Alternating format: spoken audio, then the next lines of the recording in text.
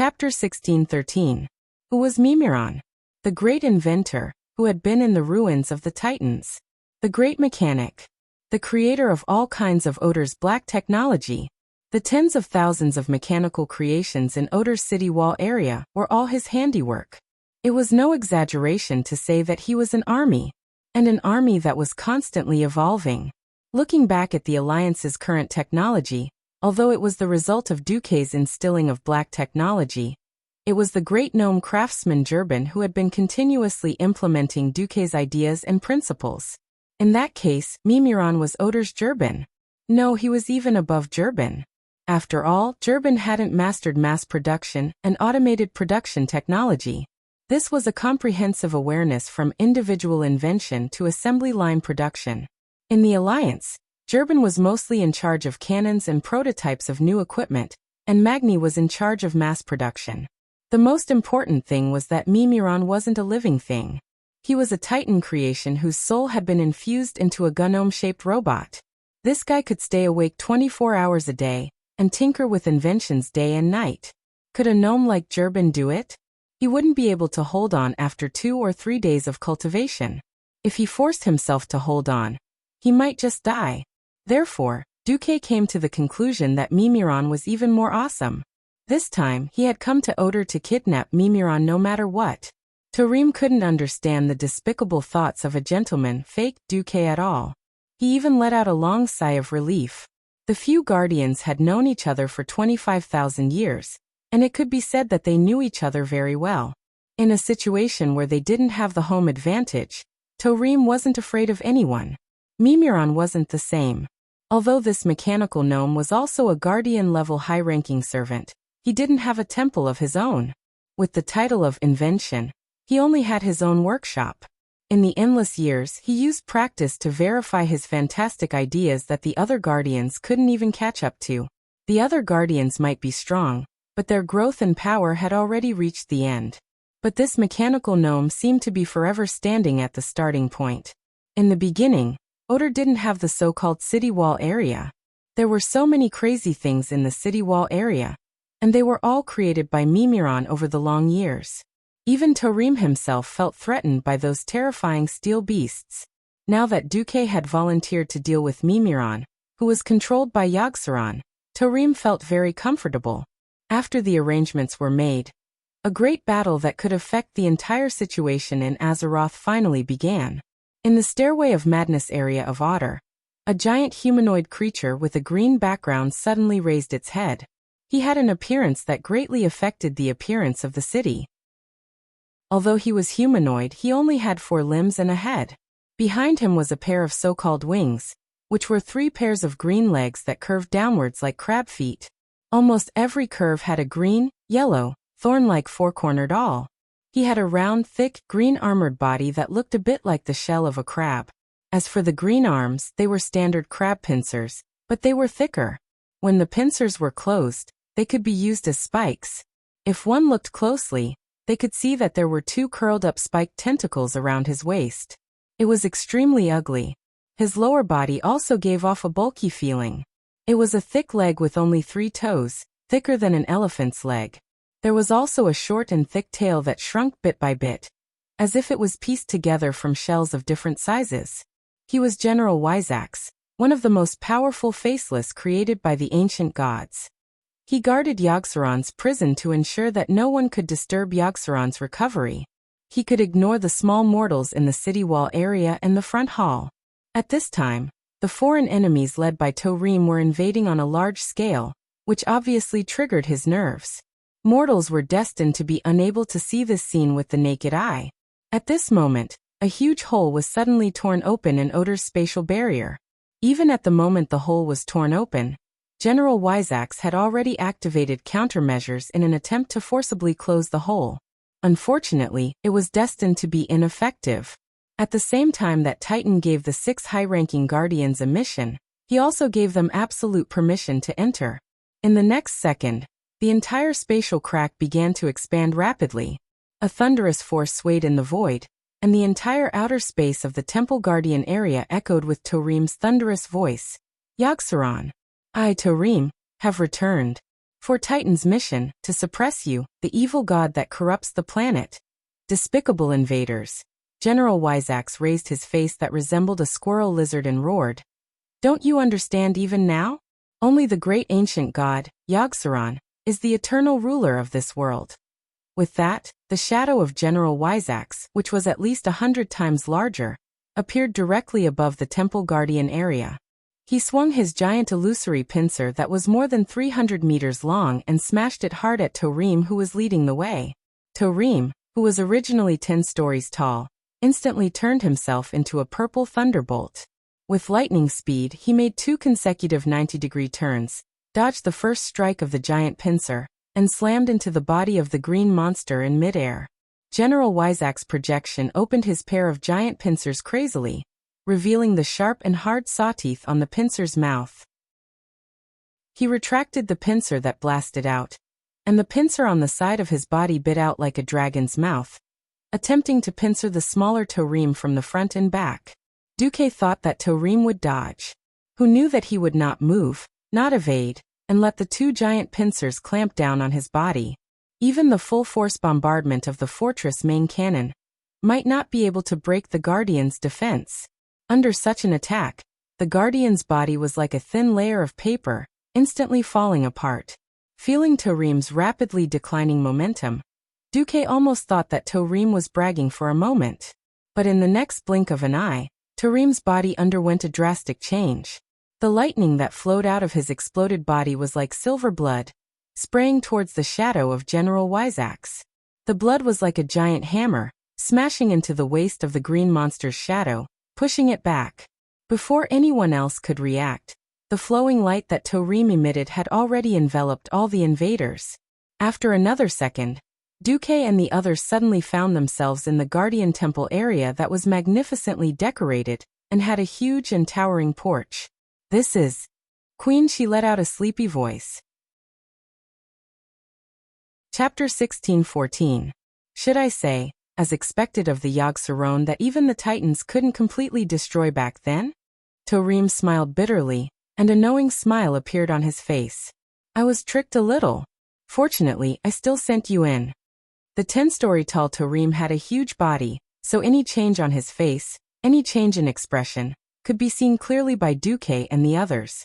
Now Tarim's body exuded an indescribable dark light. The color on the surface of Tarim's skin darkened, as if the radiance of life and soul had faded.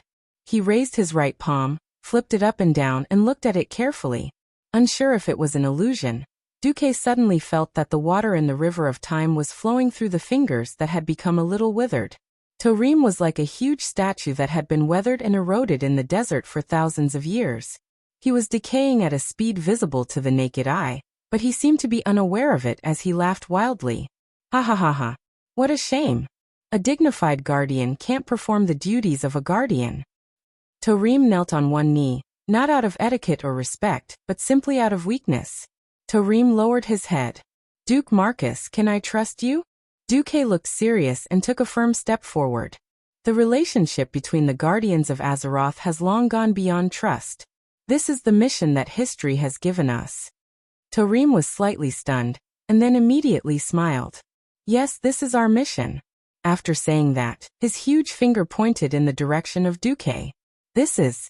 Duque and Queen Sylvanas were shocked at the same time. If, as history had developed, Tarim had been caught and brainwashed, even if the Allied army used the Old Fist to educate him on Azeroth doctrine, it would at most give the players a 10% increase in attack power. That would be all. But now, a complete set of Wind Titan runic magic circle. It was not a gift, it was purely a loan. In the Sea of Consciousness, Tarim indicated that he would temporarily lend it to Duque and Queen Sylvanas for 3 days. As long as enough wind elements were injected, they could activate the corresponding Titan's wind and thunder magic. This was the original wind magic that was perfectly compatible with the world of Azeroth. Without the user, even if Tarim was killed, these complex runic magic circles would dissipate on the spot along with the death of the Guardian. If one had to put a price on these runes, it would be priceless. Although it was for 3 days, as long as one had the ability to remember the rune arrangement and the pattern of changes within, Even if Tarim took it back after 3 days, it would still be able to greatly improve Duque's control over the wind element. Of course, for a shameless person with a system elf, this was a 100% success in stealing. On the surface, Duque was a true saint. Then I'll borrow it. In his heart, Duque didn't feel guilty at all. After all, in his opinion, this was the reward Tarim had entrusted him to save Oder. As for whether or not the Titans would come knocking on his door to ask for it back, the Titans would already have their physical bodies turned to dust. At that time, the Titans, who only had their souls left, would even complain about the slow transfer of power, so why would they ask Duque for it back? Beside him, Sylvanas closed her eyes and immersed herself in this wonderful experience. It didn't take long, about half a minute. When she opened her eyes again, there was a faint flash of lightning in the depths of her eyes. Queen Sylvanas said to Duque in an extremely calm tone, "Duque, I want to challenge Freya alone." Duque shrugged. "Actually, I think you can remove the word want. You've already decided." Queen Sylvanas rolled her eyes. "Please, I'm asking for your opinion at least. If you're adamant about it, I'll give up." Duque looked at the person beside him and put his hands on her extremely flexible shoulders. "From the first day I met you, I knew that you were destined to break through the storm and soar into the sky, not a canary willing to exchange singing and beautiful feathers for human protection in a cage. So when it comes to challenging yourself, as long as you remember me, your sisters, and your compatriots, and do what you can." Sylvanas' mouth wriggled for a moment, and finally all the words she wanted to say turned into one sentence: "I will." Then, she once again gave Duque a charming and determined back view that gradually faded into the distance. She was clearly not a stalwart person, but she had the courage to bear the future of millions of her fellow elves. There were only a few people in the world who had this heroic spirit. Duque suddenly smiled bitterly. "I can clearly rely on my looks to make a living, but I have to rely on my strength." In the Guardian's Shrine area, nearly a quarter of the way to the north was a huge courtyard, which was shaded by trees. There were 2 large lakes, one in the south and one in the north, and connecting the 2 lakes was a beautiful river. That was the greenhouse of life where the goddess of life, Freya, was. This greenhouse was so huge, with huge trees that seemed to reach the sky, and flowers that were exaggerated to the size of a house.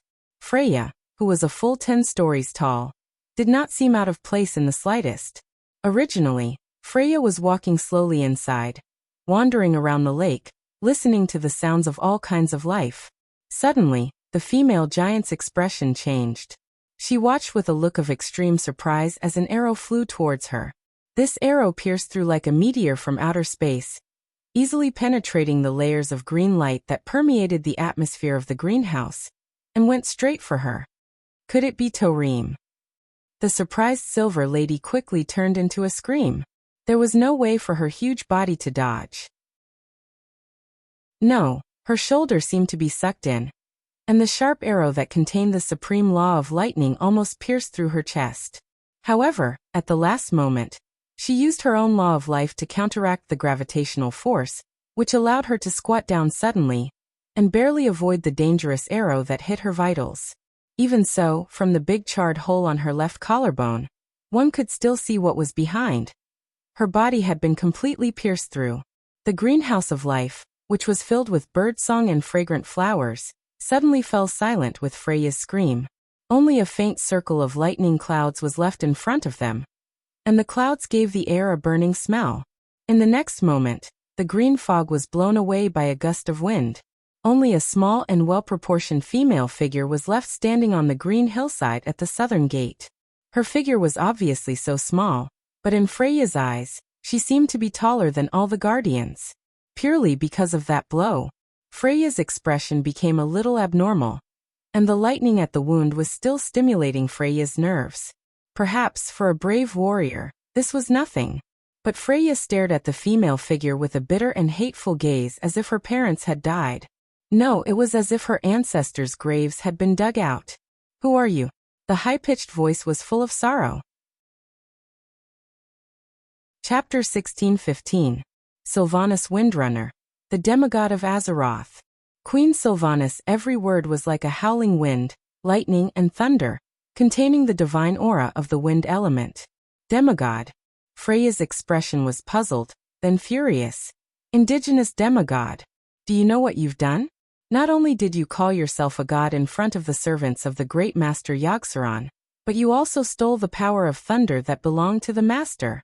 Tarim is an existence that should have become the master's servant. What did you do to him? After a pause, Freya erupted with her greatest anger. The most important thing is, you actually injured the perfect me. Upon hearing this, Duque, who was spying on them through the mage's eyes, opened his mouth so wide that a duck's egg could be stuffed in it. Sister Freya, did you read the wrong script? In Duque's impression of Freya, she was definitely not like this. But Duque immediately realized something.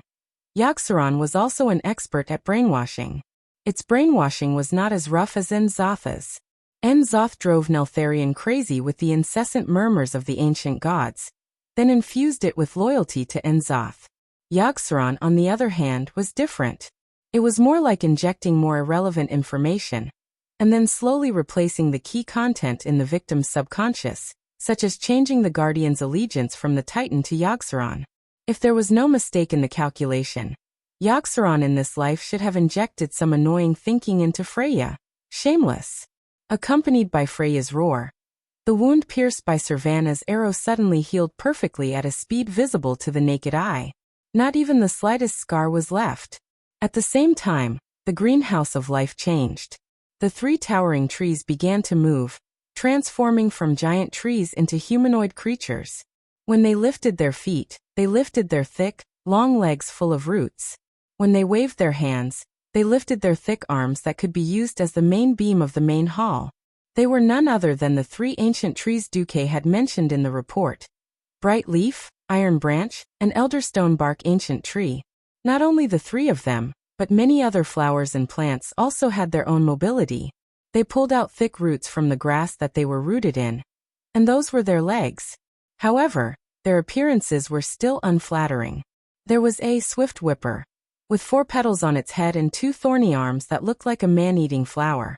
There was a explosive whipper that could self-destruct and was as powerful as a 203mm naval cannon. There was also a ancient water elemental that looked like a standard ancient water elemental. A large number of plants and water elemental creatures easily formed an army and swarmed towards Sylvanas. Hee. Queen Sylvie let out a disdainful chuckle. Sure enough, unlimited regeneration is shameless. In a sense, this method of constantly recruiting underlings and drowning the opponent with a sea of plants was really a counter to most teams that lacked offensive power. Wind. It suddenly began to blow.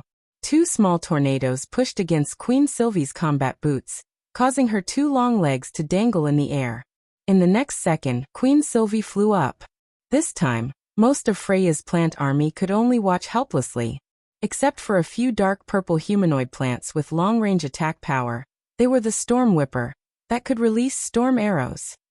When Queen Sylvanas saw the sparse lightning arrows shooting into the air and attacking her, her sneer grew louder. Freya, don't you think you're underestimating me too much? Do you think this kind of attack will work? After saying that, Queen Sylvie snapped her fingers, and the lightning arrows flying towards her stopped in mid-air, as if they had been hit by a spell that stopped time. They turned around on the spot and shot towards the huge elder tree, Bright Leaf. Boom, boom, boom. The elder tree's bright green branches and leaves were blasted into charcoal in large swathes. The lightning strike even ignited a fire that quickly spread on the crown of elder tree leaf. Ah! Bright Leaf screamed. Fear of fire was a common problem for plants. Queen Sylvie was amused to see the elder tree leaf, who was 5 or 6 stories tall, rush to the river, kneel down, and stick its burning crown and back into the river. Then, a certain misguided queen shot a fire arrow at elder tree leaf's upturned butt. Freya did not directly heal her subordinates. It would be a waste of divine power to save a flammable elder tree leaf when it was on fire. She chose to attack Sylvanas directly. She raised her right arm high and shouted, "Life needs sunlight." In the void above the greenhouse of life, something like a portal suddenly opened. In the next moment, a thick beam of sunlight with a diameter of at least 20 meters fell silently towards the place where Queen Sylvie was a second ago. The sun was beautiful. The sun could be seen from afar but not touched up close. Sunlight maintained a certain temperature and intensity could promote the growth of all things. However, sunlight that was too intense would evaporate all water, and even burn everything it came into contact with. In the blink of an eye, a terrible black cylinder appeared where Queen Sylvie was a second ago. That was the result of the excessively blazing sunlight burning everything inside.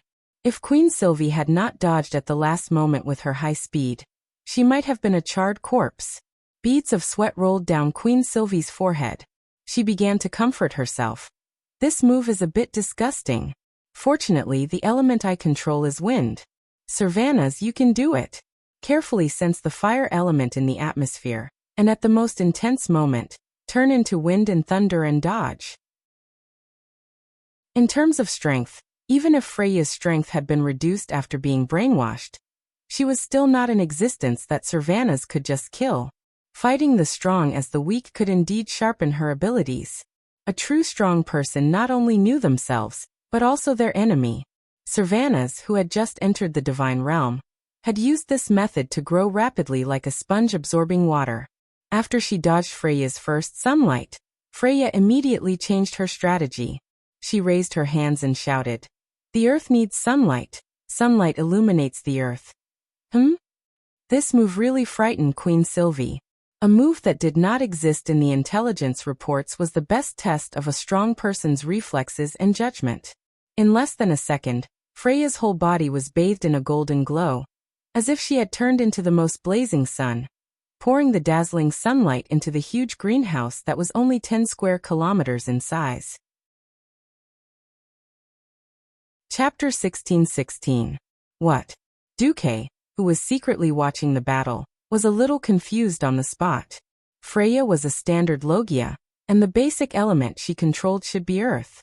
Why did it suddenly become fire? For a moment, Duque's heart was in his throat.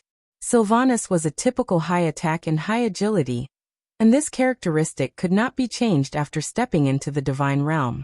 She was least afraid of the kind of powerful, single-target attacks. On the contrary, she was at a disadvantage against this kind of unreasonable, all-seeing, and indiscriminate elemental attack. But the next moment, Duque was happy, because he had already found Queen Sylvanas's breath on the back of one of the Treant elders. Rustle. Squeak squeak. Just like in the desert, only coniferous plants survived. After being baked by the excessive strong light and sunlight, the water stored in the plants' bodies evaporated in an instant. Most of these huge living trees and plants withered under Freya's attack. Only the 3 Treant elders, who had the largest physiques and were also the strongest, survived. The clever Queen Sylvanas took advantage of this. She directly concealed most of her breath and hid on the back of Elder Stoneskin. When the Treant realized something was wrong, Queen Sylvanas had already kicked off with her long legs and took off again. "Don't think this is the end," Freya roared. This time, the female giant knelt on one knee and pressed her palms on the ground. The water of the only 2 lakes in the greenhouse of life suddenly rose 100 meters and turned into 2 huge fountains, sprinkling dew-like water droplets on every inch of the scorched ground in the greenhouse. The lush, tender green gas seemed to spread endlessly in the greenhouse. Pitter-patter. It was a magnificent scene of the seemingly dead, scorched land once again being occupied by life. The ground was cracking, and thick shoots drilled out of the cracks, from the most ordinary grass to a huge flower as tall as a person, and then to new trees that required 5 people to barely hug. Within the field of vision, all the plants were growing at a speed visible to the naked eye. Crack crack. The layer of scorched black on the surface was like a camouflage shell. The charred branches of each plant burst open, and new buds grew thicker and stronger. The thorn guard from before started to bare its fangs and brandish its claws again. In the short span of a dozen breaths, the army of plants that had been scorched by the terrifying sunlight reappeared. Sylvanas frowned slightly, his beautiful and long golden eyebrows clearly trembling. Then she smiled. She stood in the air and drew her longbow elegantly. A clear and lofty female voice resounded throughout the battlefield. "The army on the other side, you have been surrounded by me, Sylvanas Windrunner. If you don't want to die, put down your weapons and surrender." Freya was dumbfounded by this extremely contradictory sentence. The last word that came out of the giant's mouth was, arrogant. Arrogant? Perhaps. However, if one did not even dare to think about it, then there would be no progress in this world. In any conflict, both sides would announce their ranks, and that would determine the victor. At this moment, Freya was trying to spawn a huge forest and completely occupy all the space in the greenhouse of life. In the fierce wind, Solidar Wrath of the Stars had already been drawn, and countless starlight turned into short and narrow arrows of light, pouring out of the gorgeous longbow. The starlight mixed with the lightning of thunder, and the arrows shot out were like thousands of lightning snakes, connecting the body of the divine longbow with each victim.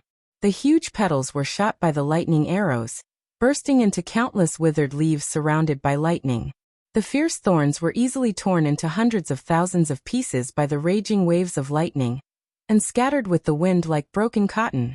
The focus of the attack was naturally on the 3 Treant elders.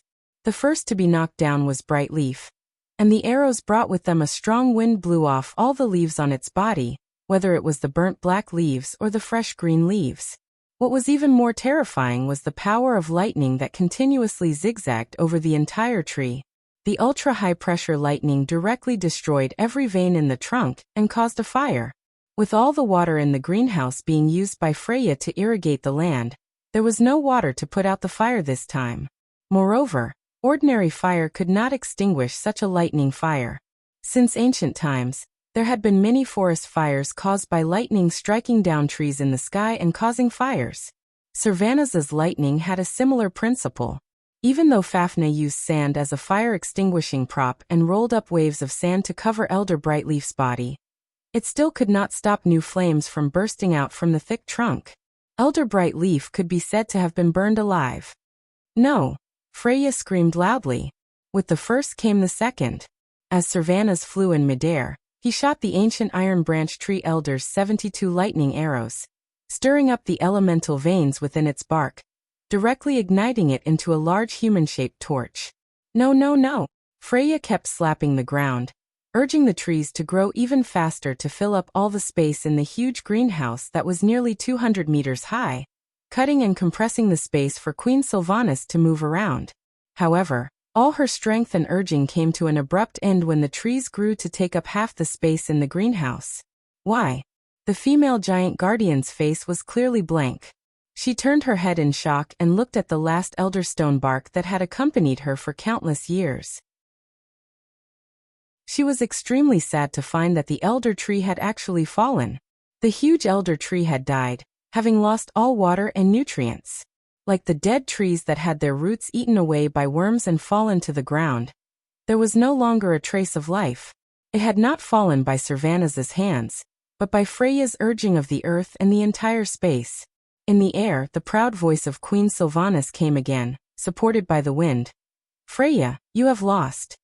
No, I have not lost. I am the guardian of the Church of Life. How can I lose to simple violence? The earth bears all things. The earth gives birth to all things.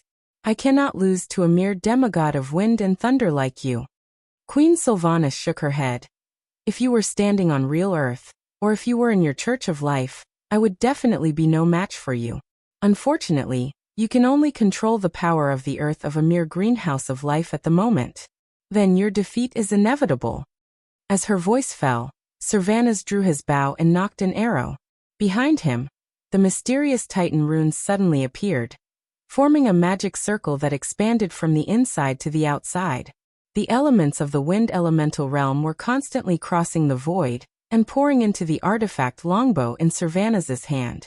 The power of stars, wind, and thunder mixed and blended on this gorgeous longbow, finally forming a long purple-blue arrow. It was more like a spear than an arrow. With a length of more than 2 meters, it was beyond the scope of an arrow. Freya, you should wake up. Chapter 16-17. The arrow was so long that it exceeded the general concept of an arrow. Normally, only a ballista could control such a long and huge arrow. Sylvanas had a good idea. She skillfully performed the golden rooster standing on one leg, stretching out her slender legs to hold the arm guard of Solidar's Wrath of the Stars. Due to the maximum strength, The streamlined muscles on her arms bulged slightly, and she pulled the bowstring. Ha! It was just a low shout, but it sounded like a spring thunder. Thousands of lightning shadows were triggered, and the next moment, the entire greenhouse of life was filled with the buzzing sound of thunder and lightning. Freya was stunned for a moment, and found that she seemed to have been struck by thousands of lightning bolts. This was an illusion brought about by the trance. Her senses had been completely blinded, and she did not notice that an illusory lightning pattern extended from the front of Sylvanas bow to her forehead. Ah! Ah! Two very strange sounds. It was Freya's scream of being hit by the arrow, followed by the sound of the wind and thunder arrow breaking through the wind. Even Sylvanas herself did not know if the arrow just now exceeded the speed of sound. She only knew that she had hit the target. She had shot her target perfectly. The sharp arrowhead pierced the Titan Guardian's brow, and most of the thunder arrow was deeply embedded in the forehead. From the beginning to the end, Sylvanas had never thought of killing Freya completely. He had to deal enough damage to wake the other party up, but at the same time he couldn't be too heavy-handed and kill the other party directly. This was a skill, especially in a situation where Sylvanas didn't have any kind of blunt weapon to attack. Now it seemed that the effect was good. The thunder arrow acted as a lightning rod. Queen Sylvanas' fingers were connected to the void, and she focused more on transferring the power of thunder from the wind elemental realm into Freya's brow. Oh, what the hell am I doing? Yogg-Saron. Master. No, you're a prisoner. Get out of my head. No. Master, I didn't mean to blaspheme your name. Wah. Not only did Freya cover her head in pain, but she also tried to pluck Queen Sylvanas' tiny thunder arrow from her forehead. How could this be? Queen Sylvanas was also angry. She continued to raise her left hand high, and her 5 jade-like fingers continued to guide the lightning into Freya's head. Her right hand took out a lightning whip from thin air, and lashed it at Freya again and again. Queen Sylvie, who was wearing boots, seemed to be the embodiment of lightning. Every move she made was surrounded by lightning. Stupid guardian. Wake up right now. This scene was very strange. A tiny elf had whipped a 10-story tall female giant, causing her to roll on the ground, crushing the trees and charred wood that had stopped growing around her into smithereens. If Duque had the time to see this scene, he might be worried that Queen Sylvanas had awakened some strange attribute. Unfortunately, Duque was not free. In fact, after Queen Onyxia and Vashti left, he became busy. Very simply, General Vezix was coming from the stairway of madness.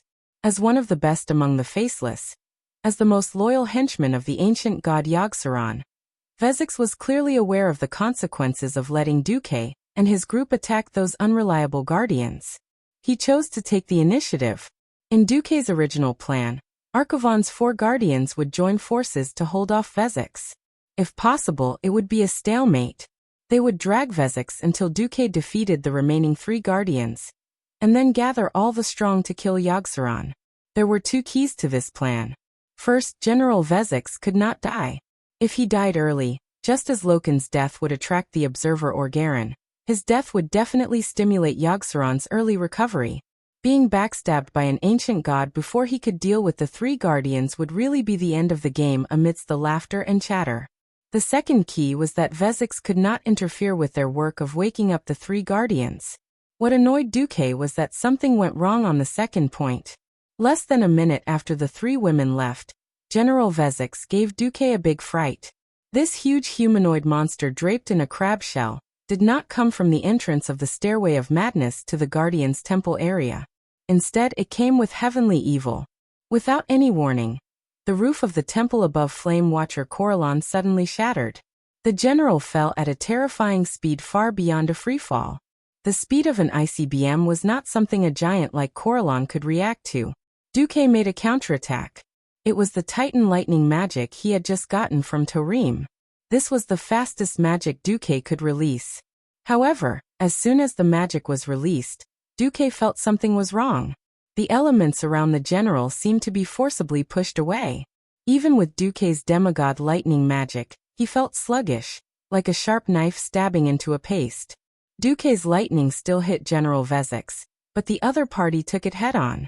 The general swung a house-sized, hammer-like pincer, and smashed it on Corallin's head before he could raise his arms to form a defense.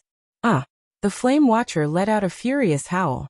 If he was a pure fire elemental creature, he could have laughed 3 times like Ragnaros and said, "Hit me all you want. I lose if I cry out in pain." Unfortunately, Corallin was a guardian giant, a special existence between a creature and an elemental creature.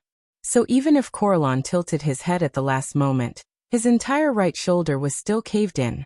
He was severely injured on the spot and could not get up. Facing the siege of the other 3 Titan Guardians, General Wyzax suddenly waved his huge arm, and a 100-meter-tall shadow elemental tide appeared behind him. With an extremely gorgeous cleave, he forcibly broke through the siege of the 3 Guardians and let out a burst of wild laughter. Haha! This is the territory of Master Yogg-Saron. Invaders, suffer, despair, kneel before the great power of the Master. Vezix must have been injected with some kind of expired drug. Although he was behaving abnormally, no one knew how long his madness would last. Duke's face twitched as he clearly felt the dark energy that was centered around the general rejecting the entry of the 4 main elements. Of course, he knew that the general had a despair aura that could forcefully reduce the attack speed of all enemies in the field, as well as reduce mana regeneration throughout the entire process. But it was definitely not this powerful. This thing could almost be called a despair territory. Chapter 16:18. Did Tarim not fall for the trap and get brainwashed? Was it Loken's earlier failure that stimulated Yogg-Saron? Or was it something else? Duke had no way of knowing. The only thing he was sure of was that General Wyzax was roaring like he was on steroids. Half of the 4 Guardians of the Treasure Vault were on their knees at the start. Although Corallin was trying hard to communicate with the Fire Elemental world, and used the power of the Fire Elemental to repair his body, it would obviously take time. If Duke left to deal with Mimiron during this period, the 4 Guardians might all be on their knees in less than 10 minutes. There must be something wrong with the surrounding environment or something. Otherwise, there was no reason for such an abnormal difference in strength. Duke did not make another move. It was Blind Princess's 8 hits that he forced himself to make a move despite knowing that something was wrong. It had been a long time since Duke had faced such a formidable enemy. System Elf. Duke called his old partner in the Sea of Consciousness. "Yo, dear host, I find that you always think of me when you're in trouble. I'm so sad." Duke's face darkened. Seeing that Duke was in a bad mood, the System Elf stopped joking. "Okay, I'll stop teasing you. Substitute the data model, and begin to analyze the environmental data." Perhaps this was the so-called fierce operation. It only took a second for the System Elf to give the answer. After incomplete analysis by the system, the surrounding space shows unstable half-space characteristics. No spatial interfaces of the 4 elemental realms have been detected within a radius of 200 meters. A large amount of biological tissue, suspected to be the ancient god Yogg-Saron, has been detected in the surrounding subspace crevices. It is the existence of these biological tissues that repel the entry of the 4 major elements. Wait, this was a little unpleasant. Duke's face was turning green. He suddenly thought of a possibility. Could they have been eaten by Yogg-Saron? Yogg-Saron was known as the Demon of 1,000 Throats or the Beast of 1,000 Throats. Legend had it that it had 1,000 mouths. Since it had 1,000 mouths, it had 1,000 esophagus. Regardless of whether it had 1,000 stomachs, staying in Yogg-Saron's body was definitely not a good thing. And speaking of Yogg-Saron's territory, one had to be reminded of the great brainwashing method. This wasn't a move that could be dodged just by leaving the group and saving his IQ. Yogg-Saron could create different dreams and make its victims indulge in them. In the end, their worldview would be completely distorted, and they would be reduced to being its dog. Duke did not know how much consciousness Yogg-Saron had left here. If there was a lot of consciousness, even he might be in danger. This time, Duke's real body was participating in the battle. At this moment, the 3 blockheads once again charged forward bravely. The Rock Guardian Alcafen unleashed a powerful attack. His fist instantly doubled in size, and he probably gathered all of the earth elemental energy in this space into his hand. Then he fiercely smashed downwards. With a loud bang, the huge pincer on the right side of General Vezix turned from three-dimensional to two-dimensional, as thin as paper. Unfortunately, in the next second, the general used his left hand to slap the Ice Watcher, Turawan, who was next door. Something strange happened. The general's disintegrated right pincer quickly swelled back as if it was blown up, turning into a perfect pincer. This was not superficial work, but the hardness and toughness of the pincer had returned to its peak. This was because the general had used this recast pincer to fight fiercely with the Storm Watcher Amarin on the spot. What? Impossible? Several watchers exclaimed at the same time. Duque slapped his forehead. Did you forget the key point I told you? Turawan suddenly realized. Ah. Alcafen, you have the mark of the faceless on you. Get lost. Since Duque wanted them to block Vezix, he would naturally tell them the strategy. Only now did Duque realize that this was a bit too much. He did not know if it was a natural flaw when the Titans created these guardians, or if their brain circuits were different from humans. Once they encountered a situation they did not know, they would choose to use their best moves and skills to attack instead of carefully observing the situation. The mark of the faceless was one of the most special secret methods. When the general placed it on an enemy, the enemy would produce a curse that would cause special irresistible shadow damage to the people around them. Then this shadow power would return to Vezix's body after robbing the target's life force, repairing the damage. It had to be said that the general's mark was quite cunning. It was a serial trap. If the four watchers did not care, then the general was invincible. Just by relying on the mark, he could repair any injury on his body. He did not even need to attack.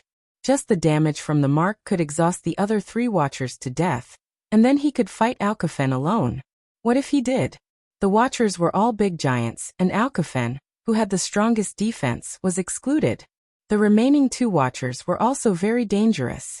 In the end, one of the reasons was that the general had heavily injured the Flame Watcher, leaving the four watchers incomplete. Most importantly, Yogg-Saron seemed to have given Vezix a special power. Enough! There won't be any results if you keep fighting like this. Do you still remember our agreement? If you still want to fulfill your duty as a watcher, then run in 4 directions to the designated location, and use the Titan rune chain to transfer the elements to me. Duque roared. Every watcher saw a shining virtual image of the Titan rune at the designated location, each representing the 4 elements of earth, water, fire, and wind in the Titan language. Needless to say, that was their location.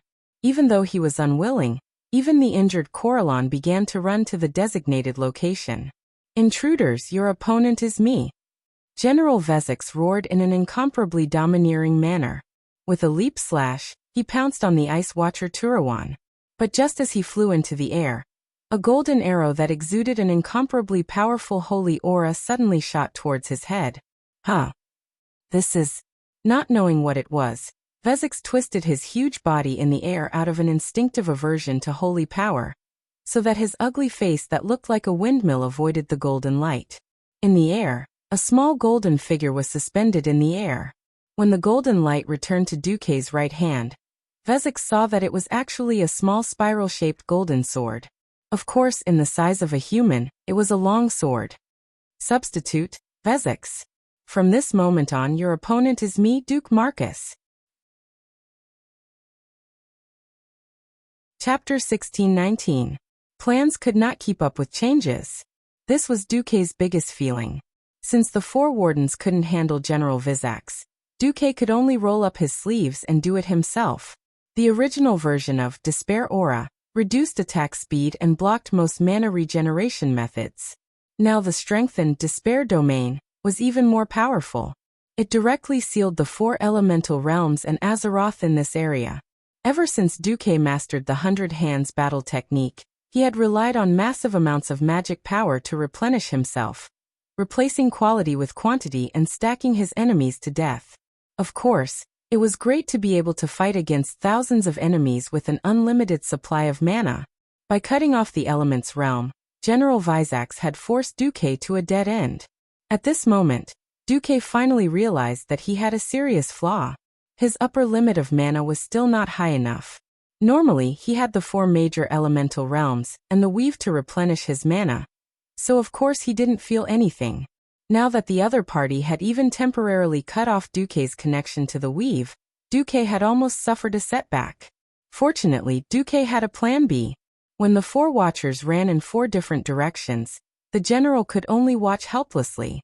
As a super powerhouse who could attack from both close and long range, the general did not lack long-range attacks.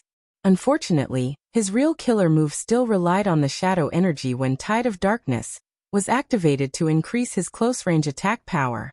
In this state, because of the overload of shadow energy in his body, his movement speed was greatly reduced. He wanted to stop the 4 watchers, but Duque made his move. Ola ola ola ola. At this moment, Duque seemed to have been possessed by a certain Jiro. As he swung his fists continuously, every punch brought with it a loud sound like a sonic boom. They were fists formed by arcane impact. However, it was definitely not a normal punch, because every time the arcane energy struck the giant ugly face of the general, the next arcane energy would follow the trajectory of the previous punch. Not only was this the superposition of arcana technique energy, but it was also the best use of arcana technique energy. Magic released by ordinary powerhouses would dissipate on the spot after hitting the enemy. Duque wasn't. Almost every drop of arcane energy contained Duque's will, or the control of the system elf. After the attack on General Vizax, the energy did not dissipate immediately or disintegrate by the despair realm. When the next attack came, these energy clusters would be attracted to each other like magnets, and once again, they would be attached to the new attack and hit the general twice, thrice, or even countless times. Although it looked like he was attacking mindlessly, in fact it was more like he was driving a pile, repeatedly bombarding the same point. Without a choice, the general, who was already a bit dizzy from Duque's continuous attacks, raised its massive pincers, entering a defensive stance for the first time. Do you think this is the end? In a flash, Duque appeared behind the general. He crossed his arms and looked solemn. When he slashed out with both hands, 2 sharp white lights shot out from his hand blades. It was an attack aimed at the weak spot between the general's 2 crab pincers and elbows. Duque didn't have Alcafon's ability to gather the power of the earth, and then strike down with an unstoppable destructive force. Duque's magic, on the other hand, was more targeted. When Duque poured out the magic in his body's ice circuit, the damage caused was even more astonishing. 2 sharp 5-meter-long icicles appeared out of thin air, and fiercely pierced the crab pincers from the elbow joint. Ah! General Vizax screamed. He found that the nerves in his hand had been completely destroyed by Duque's attack just now.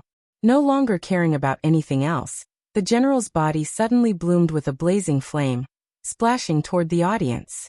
Burning flame. Normally, this terrifying flame would engulf the audience and indiscriminately attack everyone except the general. The funny thing was that the general was probably anxious. Or perhaps, this arrogant faceless simply didn't care about what kind of existence this little demigod was? Ha ha ha ha. In this world, there are probably only 3 or 4 guys who dare to set fire in front of me. Unfortunately, you're not one of them. Duque couldn't stop laughing. The fire of the Balrog Ragnaros was close to the origin of the fire elemental world. Duque couldn't handle it. Kill Jaden the Deceiver's hellfire contained the Burning Legion's unique dark energy seasoning. Even Duque couldn't handle it. But for an amateur demigod monster to want to play with fire in front of Duque, that would be ridiculous. The flames that were sent out were skewed at a speed visible to the naked eye. With the general as the center, almost half a circle of flames near Duque were all sucked in by Duque like a whale sucking water. The flames that should have covered the sky and raged the audience were highly condensed in Duque's palm in 2 breaths, turning into a fireball the size of a rubber ball. It was just that the brightness of the fireball was 100 times greater than the original flames. Although it was not as bright as the sun, in the eyes of the general, it was almost the same as the sun. The amount of fire elements that were really sucked in by him was not much.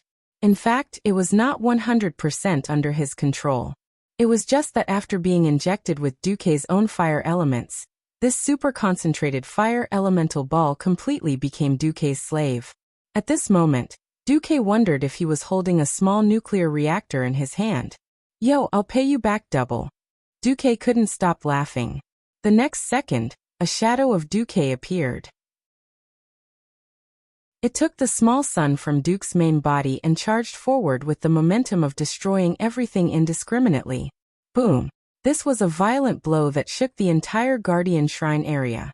In Duque's imagination, this blow should be able to cripple Vezix, if not kill him. But the effect was just passable. At the critical moment, the general used the 6 crab legs on his back to block in front of him. The explosion did hurt him, but it only blew away 3 crab legs. Many of the 2 crab pincers in front of him also exploded, revealing large chunks of muscle, but it was not fatal. F***CK. Duque was a little annoyed. He had almost emptied the magic in the 3-elemental magic circuit, but he was only slightly injured. This was not fun. At this moment, the first rune chain full of Titan runes suddenly flew over from the void. Hee. Someone sent me a pillow when I was feeling sleepy. Duque was amused. The first to arrive was the Stormwatcher Amaran. Half of his huge body was out of the general's domain. When he could reconnect with the wind elemental world, he immediately shot the rune chain at Duque. This thing was like a gas pipeline. With it, even if the general opened his domain, he could not stop the wind elements from flowing into Duque. Hee. If wireless transmission doesn't work, I'll use a direct connection. Chapter 1620. Du Bois was in a good mood. It was like a patient with severe internet addiction who was forced to work in a ravine with no signal. He had a top-of-the-line laptop, but could only play Minesweeper. Then he managed to get on the internet. Although it was wired, he was touched. It was really indescribable. Duque was revived. It wasn't just full HP. That feeling was simply like a set of godly equipment on one's body. She felt so good about herself that she could totally trample on the Thundercliff. Oh no, it was trample on the Ice Throne. Her fists could distort the void, and she could drag Sargeras down from the throne with one hand and sit on it herself. He didn't take his medicine today, so he felt cute. God said that the wind will blow away all filth. At this moment, Dumuk seemed to be possessed by a godly huckster. The wind element that was slightly overflowing from his body was so strong that it actually caused a powerful tornado with just the aftershock. He pointed with his right hand, and 36 gusts of wind jumped out from between his fingers. They directly spread into curved wind blades with a radius of nearly 10 meters, wantonly cutting everything in their surroundings. This wasn't an attack directly aimed at General Vezix. This was using the wind element to destroy the surrounding biological tissues of Yogg-Saron that overlapped with this space. SSSSSSS. It clearly looked like the wind blades didn't hit anything, but there was a faint sound of silk tearing in the air. Then a second rune chain flew through the air, every Titan rune blossoming bright red. This was a gift from the Flame Watcher, Corellon. The injured Watcher's body stretched out of the general's territory, and only his intact arm stretched in. The rune chain formed by 1024 runes was like the skyline of the entire dark space, and it heavily stimulated Vezix's nerves. Roar. No matter how stupid the general was, he knew how terrible it was to let Duque obtain an unlimited supply of magic power. He suddenly pushed out a huge shadow energy ball from his pincers. Shadow Strike. Duque was stunned when he saw this thing, and then he laughed. Not to mention the power of this thing, just looking at its swaying slow attack speed, Duque almost burst out laughing. Moreover, as a veteran player who had experienced the Battle of Alder, as long as he did not take the first hit, this thing was a treasure. Other people were afraid of being hit by shadow-type attacks, but Duque was also afraid. But a low-level mystery was destined to be eaten by a higher-level mystery. Duque did something that no one present could believe. He rushed to block the huge shadow energy cluster before it hit Corellon's Flame Titan rune chain. Flash, using his face to block the attack. Even the 4 Great Guardians, including the 4 Great Guardians, felt that Duque had taken the wrong medicine. However, the expected shadow energy did not cause any damage to Duque. Instead, Duque's mysterious and strange prayer echoed in the room. Light comes from darkness, and from darkness comes light. These were the brainwashing words that Duque had used to convert Archeron's curse. General Faceless, who has long been sealed in his own world, would never hear about this Duzé's glorious feat. But this did not prevent everyone from seeing that the general's shadow attack was ineffective. The shadow energy that Duque had actually converted was perhaps less than 20% of this energy cluster. Duque had mostly dispelled this energy.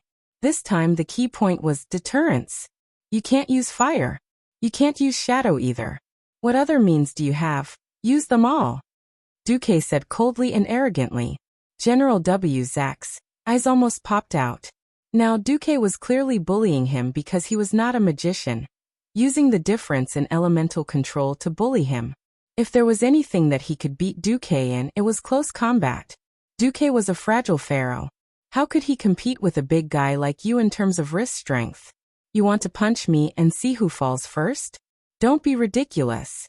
Originally, when Duque received Coralline's fire elemental supply, he wanted to directly give W. Zax a fierce blow. But when Duque saw Coralline's half-dead appearance, he reduced his demand for fire elemental energy. Coralline, I'm not in a hurry. You should fix your body first. Okay. The Flame Watcher finally nodded. Now that Duque had the upper hand, his demand for fire elemental energy was not so urgent. 3 seconds later, the Frost Watcher Turawan's ice elemental energy also came. The long ice elemental Titan rune floated over like a beautiful staff. The glittering and translucent runes danced in the air, transmitting more ice elemental energy to Duque's body. This level of elemental purity. The second half of Duque's sentence was impressively. If only these guys were willing to work for my magic network. He did not wait for the slowest Earth Watcher Alcavan. After all, wind and earth elemental energy were not Duque's expertise. When the ice elemental energy once again filled every corner of the ice magic circuit in Duque's body, Duque brazenly made his move. With his left index finger, a huge, semi-illusory female figure suddenly appeared behind Duque. It was a very Greek-style virtual image of a goddess. Because there was no physical body, her face could not be seen clearly. Only a few lines made of ice elemental energy outlined a perfect woman's face. She carried a huge water bottle on her shoulder and slowly tipped it down. What gushed out of the bottle was almost the world's highest and purest ice elemental energy. God said, "The goddess of twilight will forgive you." Duque read out the name of the move in an extremely pretentious manner. But he was secretly pleased. F***ck. I've wanted to do this for a long time, and I finally found the opportunity. Goddess of Twilight's forgiveness. In reality, when one reached the demigod realm, all magic attacks, unless they exceeded the scope of Duque's ability and understanding, were simply a matter of extracting elemental energy and shaping it. It did not matter what form it took. What mattered was the purity, density, and level of mystery of the elemental energy. Even Duque himself could not refine such an exaggerated amount of ice elemental energy. Since there was a watcher created by the Titan to help him, Duque took advantage of the situation. The ice elemental energy pouring out of the water bottle instantly turned into a sea of ice. It was flowing ice water, as well as countless ice shards. Wherever the ice elemental energy covered, heaven and earth would be frozen, and all living things would die. The entire hall, be it the floor, the pillars, or the huge dome that was 100 meters tall, were all filled with ice. No, I am the servant of the great Yogg-Saron. Mere ice can't stump me. General Vezix was still struggling. More and more ice cubes were squeezing to his side. Although the ice cubes were exploding into ice slags under his terrifying brute force, in less than a tenth of a second, the ice slags and liquid would be turned back into ice cubes driven by the freezing air of absolute zero, trying to confine his body. Chapter 16:21. The giant pincer's movements were getting slower and slower. The general felt that he could no longer struggle. No. I am the servant of the great Yogg-Saron. I am invincible. General Vezix was still struggling, but everyone knew that his resistance was futile. Finally, Arcavon, who was the slowest of them all, arrived at their destination. In the end, the earth element that Duque was most unfamiliar with came. It was a rune chain made of Titan runes that rose from the ground, transmitting an endless stream of elemental energy. Arcane, fire, and frost were the main ones, and holy, shadow, and nature, thunder, were the auxiliary ones. Of the 6 elements that Duque could manipulate, none were like the earth element. As the foundation of all things, the earth element was the least active. Although Duque could barely command these elements to move to a specific place, it was a terrible feeling. Duque was like a rich second generation who was used to driving a supercar that only needed 3 seconds to go from 0 to 100 kilometers per hour. How could he get used to driving a tractor, the kind of crappy tractor that was commonly seen in the countryside? There are some things that you just can't get used to, Duque complained. At the same time, he poured the earth element under Vezek's feet. The ground of the temple was surging violently. Large chunks of earth broke out of the floor tiles and formed something like a wave, swallowing the huge lower body of the general. Duque stretched out his hands and sent a telepathic message to the Ice Watcher, Turawan. The latter immediately cooperated fully. Immediately after, a heavenly amount of ice elemental chi that could overturn rivers and seas appeared. Turawan had used up all his strength. "Thank you very much," Duque softly replied in the telepathic message. He held a tish in front of his chest with both hands, his left hand clockwise and his right hand counterclockwise, rubbing the handle of the staff. Along with Duque's movements, 2 huge ice elemental hands that were 10 meters long appeared in the middle of the ice layer. These 2 ice elemental hands were far denser than the other ice cubes. If these ice cubes formed by high-purity ice elements were at a level that could only be penetrated by icicles, then these 2 ice elemental hands were like diamonds in the mortal world. Crack. Crisp and continuous sounds of cracking could be heard from the layer of ice.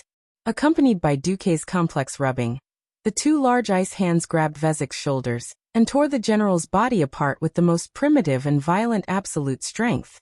"Don't underestimate me," the general roared. Behind him, the tide of darkness surged wildly. This violent shadow energy gave him even greater strength. In the ice layer, it was as if 2 giants were wrestling.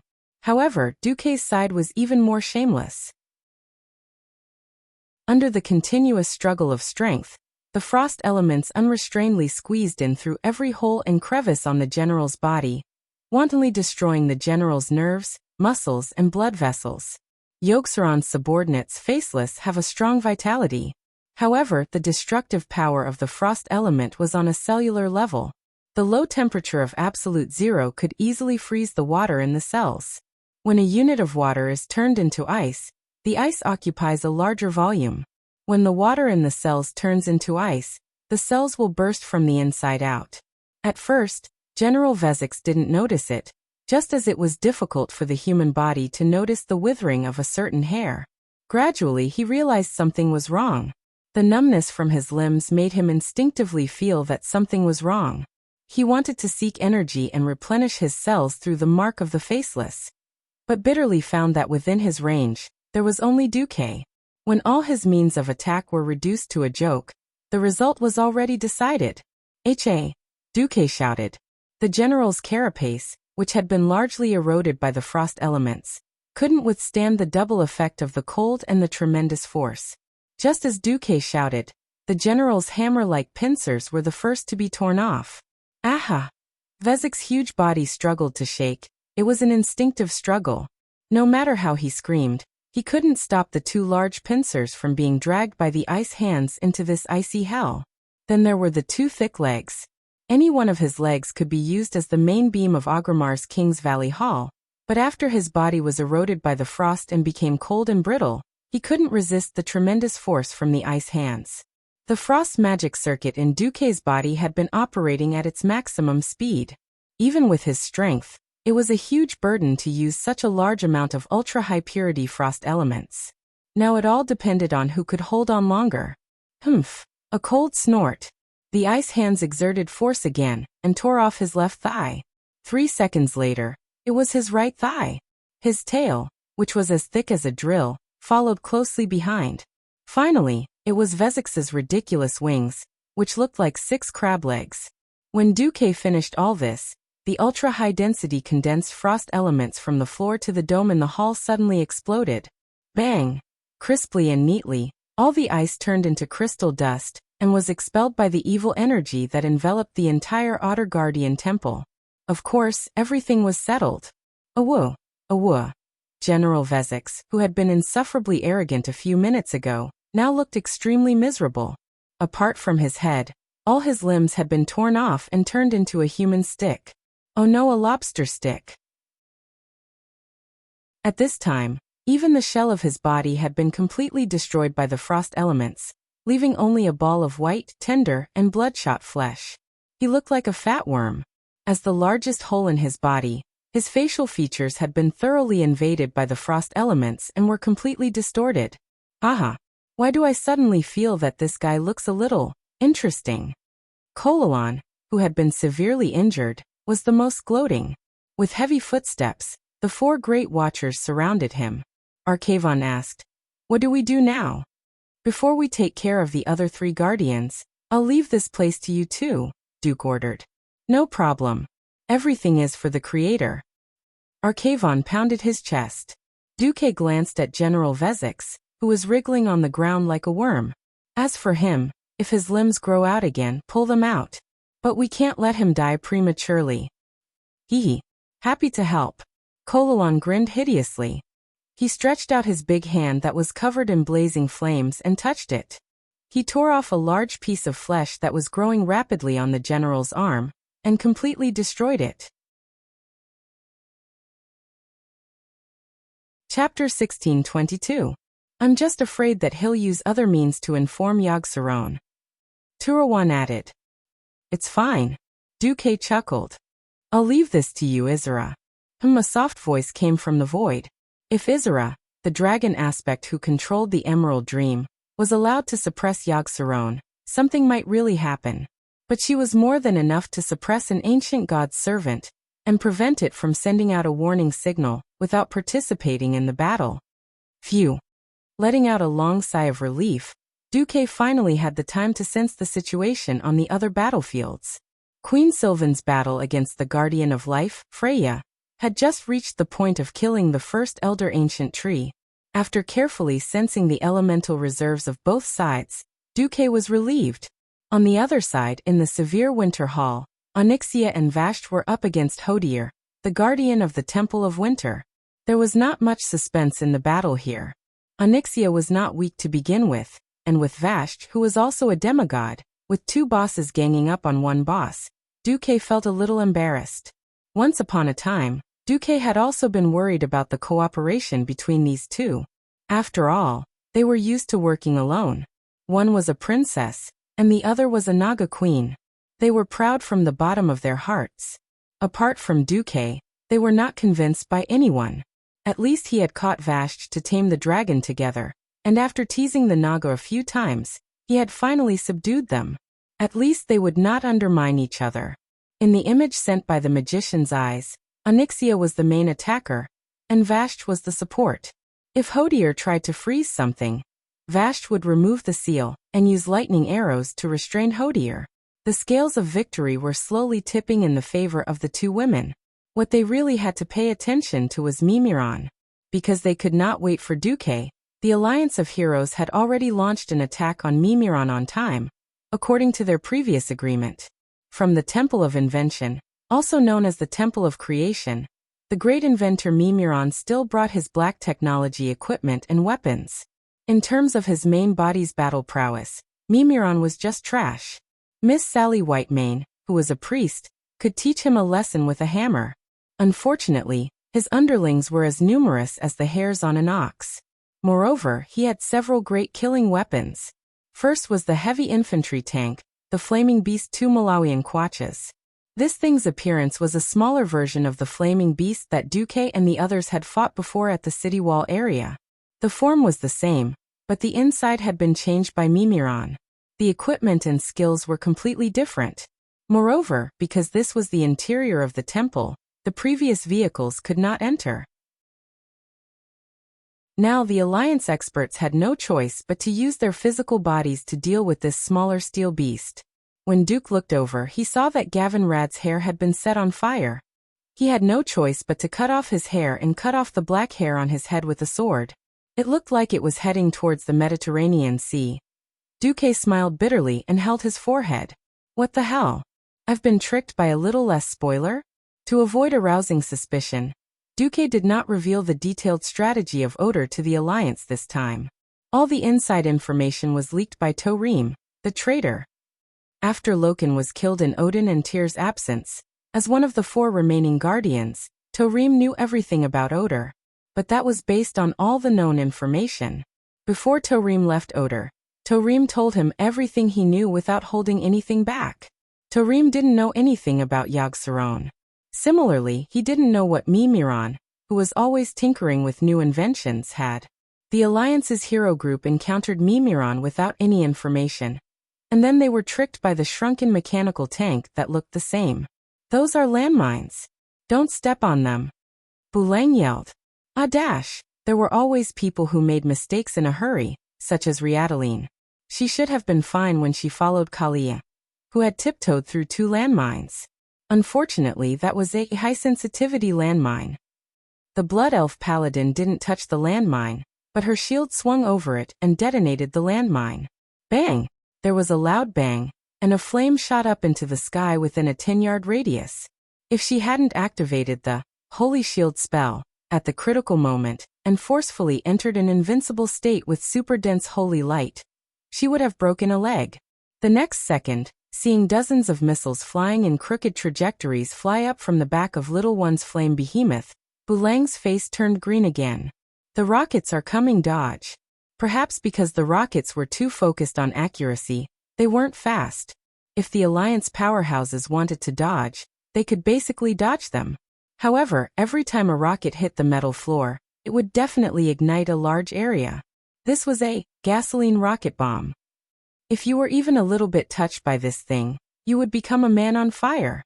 Without enough holy light or natural spells to heal you, you would turn from a man on fire to someone familiar. Yes, the kind that smelled like barbecued meat. Unfortunately, when the entire flame chariot lit up with lightning and dense crackling sounds of electricity rang out, everyone's formation was disrupted again. Get out of the way. This time it was Theon who shouted, because he had accidentally gotten too close. Even he had almost been hit. This kind of ultra-high voltage electricity sputtering would kill someone in an instant if they were touched.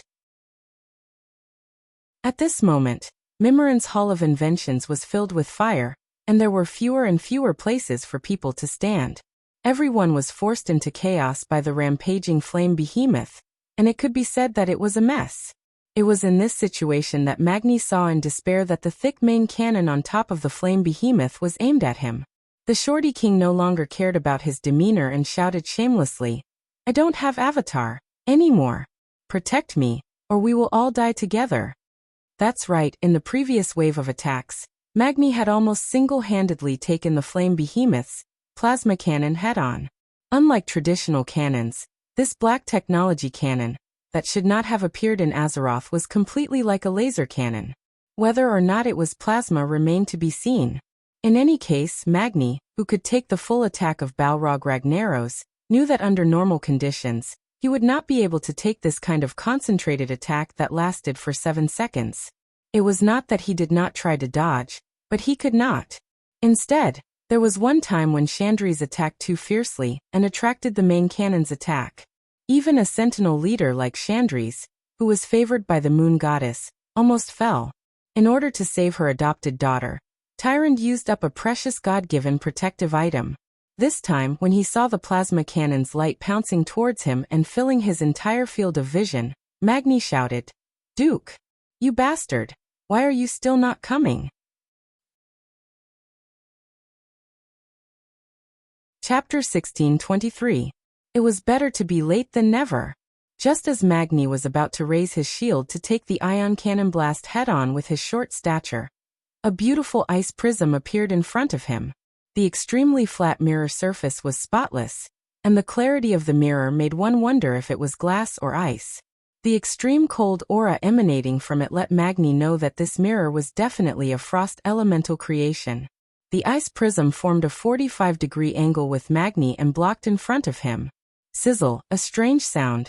What was even stranger was that the main cannon attack that had just caused Magni so much pain was reflected. A 45-degree angle of entry, and a 45-degree angle of exit. The gorgeous ion cannon attack flew out at a perfect right angle in front of the short king. A lifelike image of Magni appeared in front of the mirror, and then made an exaggerated fall to the ground. He let out a pitiful cry like a duck being butchered alive, and fell dead on the ground. Magni, who was behind the ice prism, was dumbfounded. It was too lifelike. If this illusion wasn't exactly the same as him, and if it was his brother Muradin or Bulang, Magni might have believed it himself. Alright, regardless of whether Magni believed it or not, the giant flaming beast 2 Malawian Quatches believed it. Seeing that the human figure in the light of the ion cannon had been completely disintegrated, and that the giant beast's battle result evaluation system showed target destroyed, Mimran casually stopped the energy output of the main cannon. Although he didn't think much of this short mortal who could enlarge his body, the vague sense of threat in his heart made him instinctively try to preserve the giant flaming beast's energy. In the next instant, a bright red outline of a human appeared on the screen in Mimran's control room. The giant beast enemy tracking system's warning sounded. High energy life form detected. High energy enemy target detected. Target's combat level is assessed to be demigod. Rating, highly dangerous. Mimran's mechanical eyes, which were the size of goose eggs, instantly focused and narrowed down. Isn't it here now? Anyone would be shocked to hear a voice suddenly reverberating in their ears. But hearing that familiar and lazy tone, everyone calmed down as if they had taken a tranquilizer. Better late than never. Is it done over there? Magni asked. General Vezek's mutant lobster? Duque smirked. Sorry. I sliced him into lobster balls. With a wave of his hand, Duque displayed a three-dimensional projection.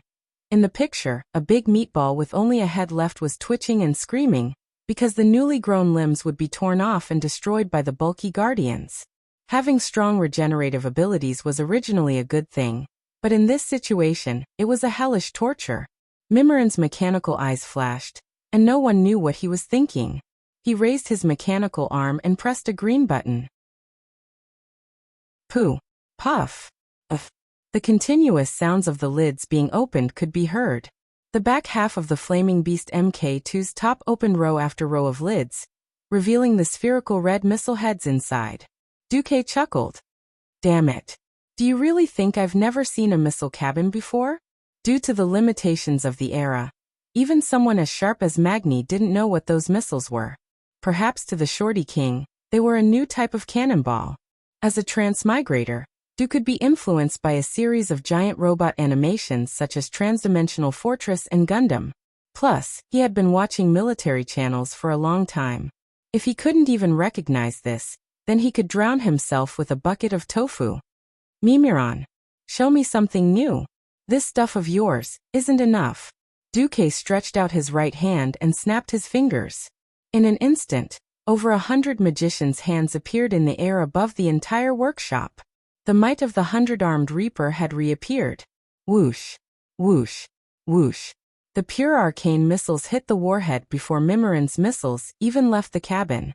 Mimiron was indeed a genius, but no matter how powerful a genius was, he would not consider many details without going through the test of battle. For example, the safety of the missiles. What if the warhead with the firing mechanism was accidentally attacked prematurely? Bang, bang, bang. Continuous sounds of explosions rang out on top of the raging flame beast's head. One had to know that Mimiron's flaming beast used a napalm rocket bomb. Once the warhead was destroyed, the gasoline inside would instantly splatter everywhere. Not only did it splatter onto the flaming beast's head, but it also seeped into the missile tube. The flaming beast was just a machine, not a fire elemental creature. Whether it was the one guarding the city wall or this shrunken, improved model, they were not immune to fire. Duque destroying the rocket bomb prematurely was no doubt Mimiron had shot himself in the foot. This feeling was definitely exhilarating. In an instant, the Alliance's powerful fighters who had scattered to avoid the rocket bombs all let out strange cheers. Originally, Mimiron still had the landmines, but he hesitated at the last moment. If the rocket bomb could not be launched, then the slower landmines would naturally be intercepted before they could even land on the ground. Mimiron grabbed the steering wheel with both hands and stepped on the accelerator, directly driving the flaming beast towards Duque. At the same time, An intense bolt of lightning was brewing above the flaming beast. The corner of Duque's mouth curved into a mocking smile. Mimiron, if I use magic to defeat you, I'm sure you won't be satisfied. Fine, come on. You attack me with science, I'll defend against you with science. There was no wind elemental energy. What condensed on the flaming behemoth 2 Malawian kwaches was pure electrical energy produced by the battery and generator. Beep beep. On Duque's retina, the system showed that the voltage had reached 10,000 volts. This was a very impressive number. Even if Duque had Gerban's gnome technicians and inventors research electromagnetic coils to generate electricity, there was still a long way to go before high-voltage power transmission. Duque did not know if Mimiron had any talent in other areas, but at least in the field of electricity, Mimiron had won Duque's favor. Damn, if Mimiron hadn't used Titan runes to generate electricity, then he would have made a killing this time. Duque was even more determined to kidnap Mimiron. Duque shouted, "Treasures of God!" 36 epic-grade long-handled weapons were thrown out by Duque from his storage bag and stabbed into the hard steel ground with Hand of Magic. Duque waved his hand. Come. Chapter 1624. Don't show off. Show off and get struck by lightning. Duque had grown up listening to this saying. However, if a demigod with wind and lightning attributes were to be struck to death by lightning, it would be an absolute disgrace. As for the flame beast's high-voltage external armor, Duque could actually take it head-on. The reason why Duque had set up 36 dung forks, the imitation version of the Shadow Strike, personally made by the number 1 blacksmith in the Alliance, Magni Bronzebeard, and set up a lightning rod array, was to seduce it. Come on. Head on. Ba ba ba. The story of lightning rods and lightning rods could go on for an entire day. However, the conductivity of the 36 dung forks was absolutely unbeatable. 10,000 volts of high-voltage electricity was almost instantly directed away. The floor was made of steel, and it was superconductive. In addition, Duze had secretly manipulated the electricity and directed it back in the direction of the flame beast. Immediately, the flame beast fell for it. Bzzzt, bzzzt, bzzzt. In every corner of the giant mechanical tank, there were sparks flying everywhere, and billowing black smoke was also coming out. Before Duque had arrived, the flame beast Mk2 had already suffered a lot of damage from the Alliance's powerhouses. Duque's arrival was the last straw that broke the camel's back. The loud bangs signified that this giant toy that belonged exclusively to Mimiron was about to be destroyed. Logically speaking, the next one to appear was the VX-001 laser cannon. None of the Alliance's powerhouses knew about this move of Mimiron's, but Duque knew. In the original history, the Allied forces that had broken into this place had never seen such a novel and unimaginable thing, so they were all stunned. No one could predict how much the flame beast would be smashed to destroy it, so they could only attack with all their might. In the end, when Mimiron gave up on the flame beast and entered the laser cannon instead, everyone was a step too slow. Only Duque knew how fragile Mimiron was in the transition period between one mechanical creation and another. Duque seemed to be very excited as he continued to bombard the flame behemoth with fireballs. However, in his field of vision, Duque stared at the HP of the flame behemoth determined by the system. When the HP number hit 0, Duque moved. He activated Flash and instantly disappeared from everyone's sight. At this moment, no one but Duque noticed that a small round hatch had opened on the top of the blazing beast, and Mimiron, who was carrying a jetpack, ejected himself out. Any modern fighter jet on Earth has the ability to eject and so on. This was because the training fee for fighter pilots was extremely expensive. Even if a country was crippled, it would be extremely painful. Therefore, the ejection device was used to save the lives of the pilots in the crashed fighter. Mimiron's jetpack was an ejection device that transcended the Azeroth era. Unfortunately, he was caught by Duque almost as soon as he left the protection of the giant flaming beast. A huge arcane energy palm grabbed him with one hand. Ah! Let me go! You barbarian! Let me go! Ah! The scene instantly quietened down. Without Mimiron as the mainframe, The various automatic defense systems that were still operating on the field all stopped working. The flame behemoth had already started to explode, and the laser cannons had yet to rise. It seemed like there was no way to fight anymore. Although everyone knew that this dwarf who looked like a dwarf, but was actually made of metal, was the guardian of the divine temple of creation, Mimiron. After all, this guy had mocked everyone before opening the portal, but it felt like this guy still had a lot of tricks up his sleeves. How did he get caught by Duque just like that? Do you know who you've caught? I am the greatest inventor, Mimiron, the faithful servant of the supreme god Yogg-Saron. Duque forced a smile and stretched the muscles on his face. Fool, stop shouting. You're being controlled. However, it was Torim who asked us to come to Oder to save the three of you and deal with that guy Yogg-Saron. Duque didn't waste any time and directly let the large hand of magic grab Mimiron's metal head, which was obviously disproportionate to his body, and looked like it had eaten Sonlu milk powder, and smash it hard on the metal floor. Let me tell you, the huge arcane palm directly made Mimiron kneel in front of Duque in an oar's posture, using his head to make intimate contact with the floor. Wow. A magnificent and sonorous voice. Don't smash, the data will be lost. Who told you to believe in a cult? Just come under the command of the Duque Divine Church. Just like that, Duque put his hands behind his back, and quietly pretended to be cool as he watched the dignified Titan Guardian kowtow to him. Well, of course, in the name of waking Mimiron up. On the side, the Alliance's powerhouses all looked at Duque dumbfounded. They knew that Duque was awesome, but they didn't know that Duque was already this awesome. The Titan Guardian who had forced them into such a mess was captured and beaten up just like that? This big ceremony of 3 kneeling and 9 kowtows seemed to be even more impressive than that of his own subjects.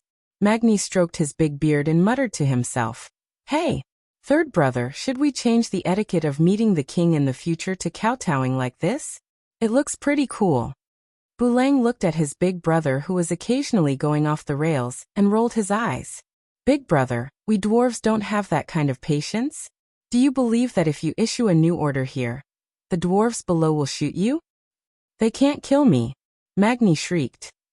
"Then at least it feels good." "All right, you're right." While the unruly fellow was teasing them, Mimiron seemed to have sobered up. Enough. Enough. Stop smashing. I remember now. Ugh. I'm the Titan Guardian, not that damn prisoner's servant. Damn it. Stop. Are you here to help or not? Mimiron shouted as he waved his arms and legs.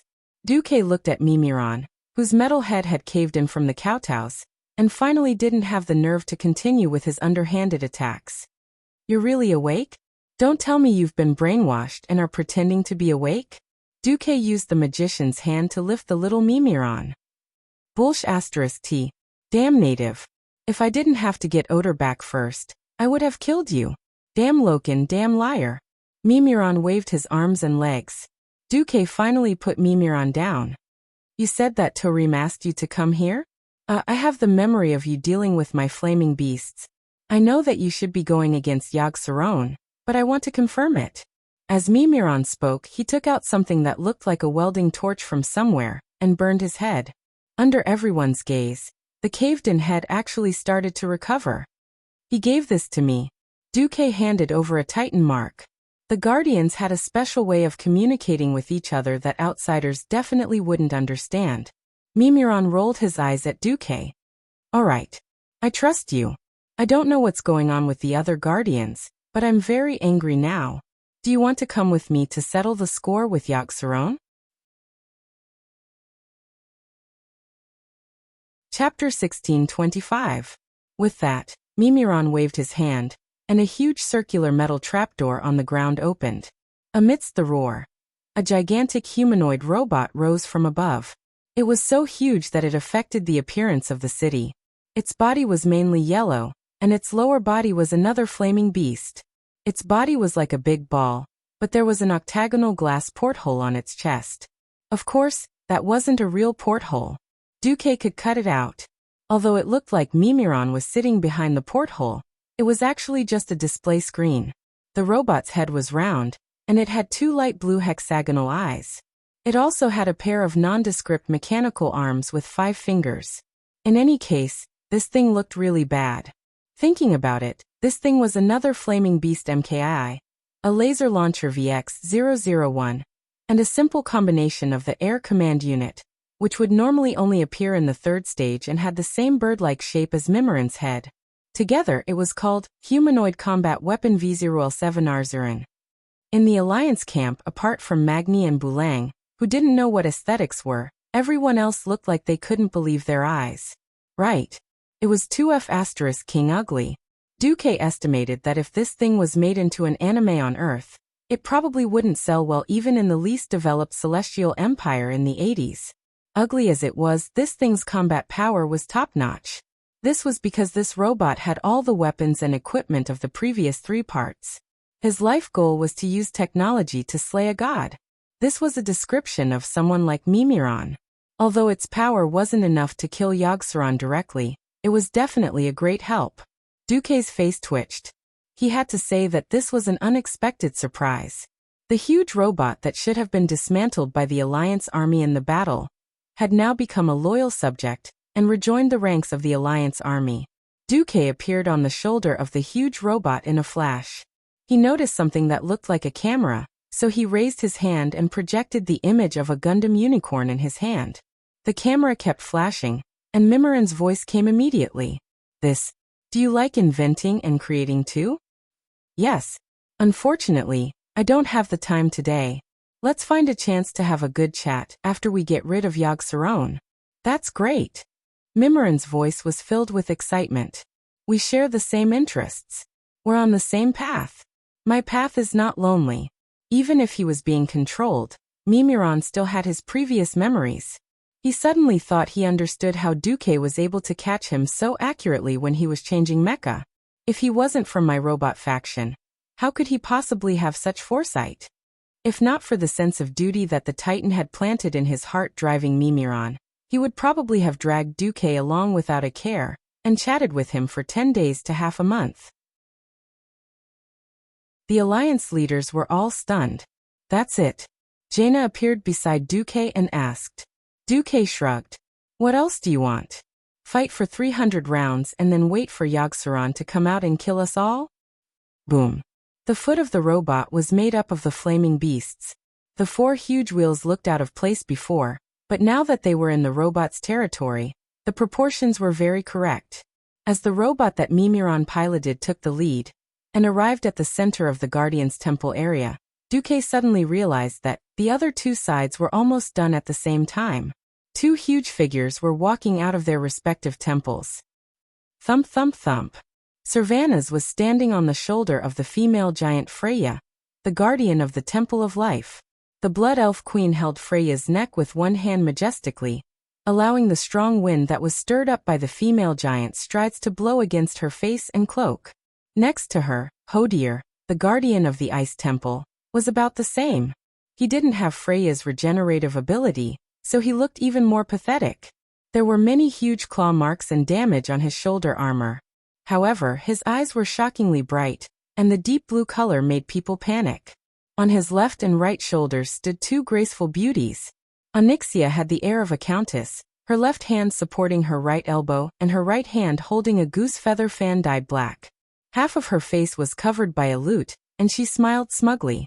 Vashti returned to her maid's appearance, her hands crossed on her abdomen, looking like a maid who was ready to take orders at any time. But there shouldn't be any maid who would be so arrogant as to stand on the shoulder of a guardian, in front of outsiders. Onyxia and Vashti naturally gave Duque enough face. With a small jump, they landed on the ground and bowed to Duque.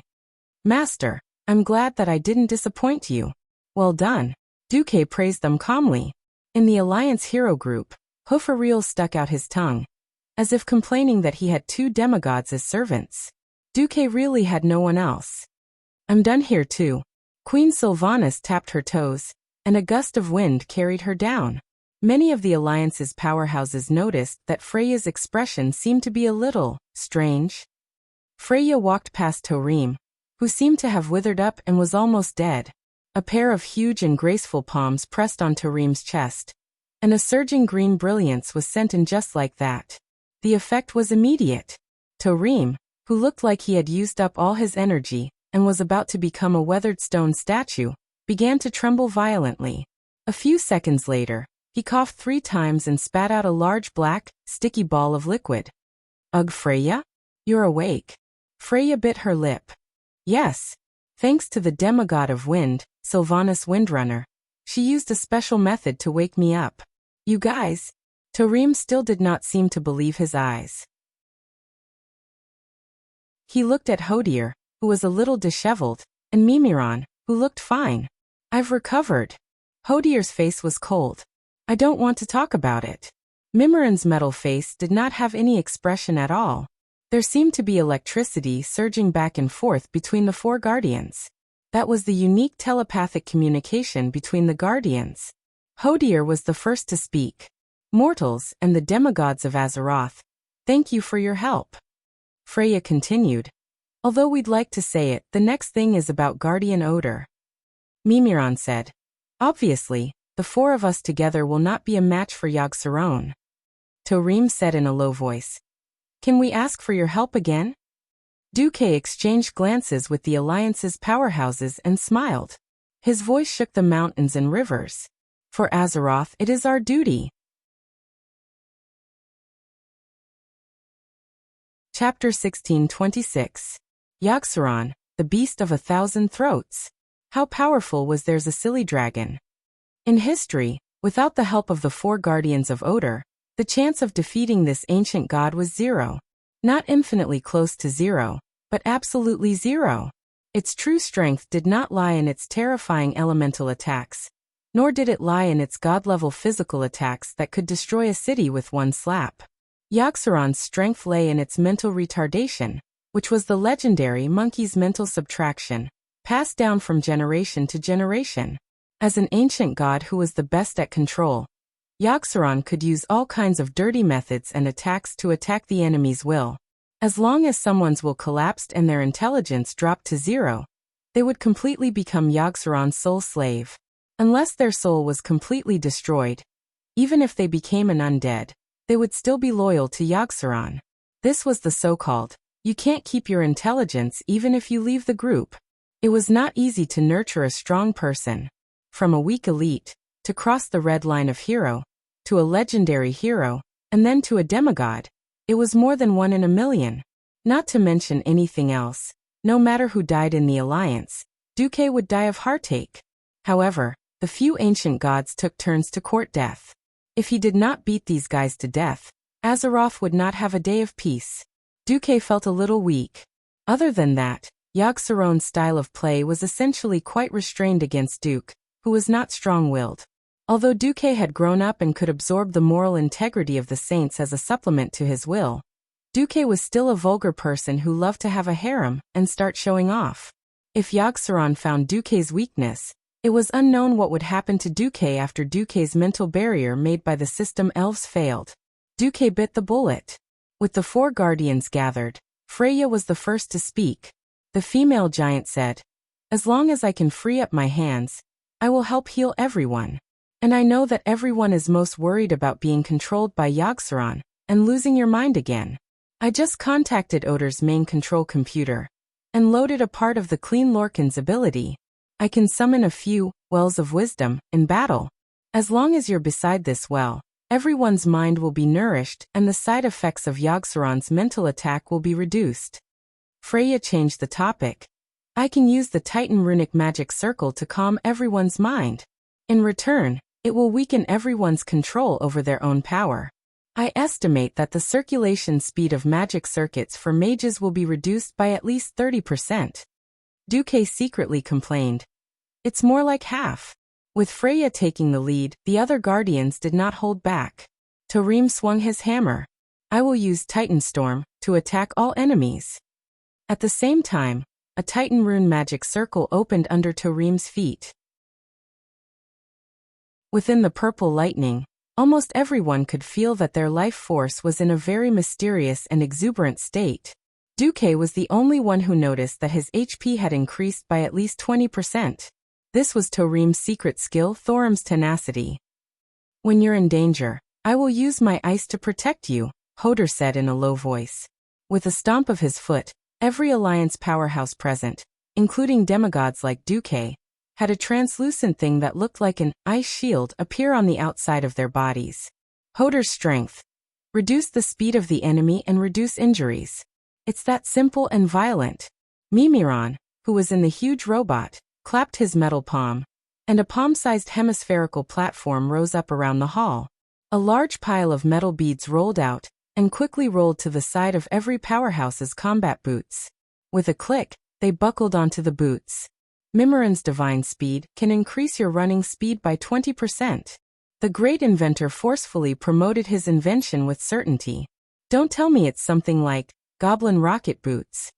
After saying that, he seemed to want to dig out the metal beads on the left and right sides of the boots. Don't confuse my great invention with the goblin's idiotic things. Mimiron was annoyed.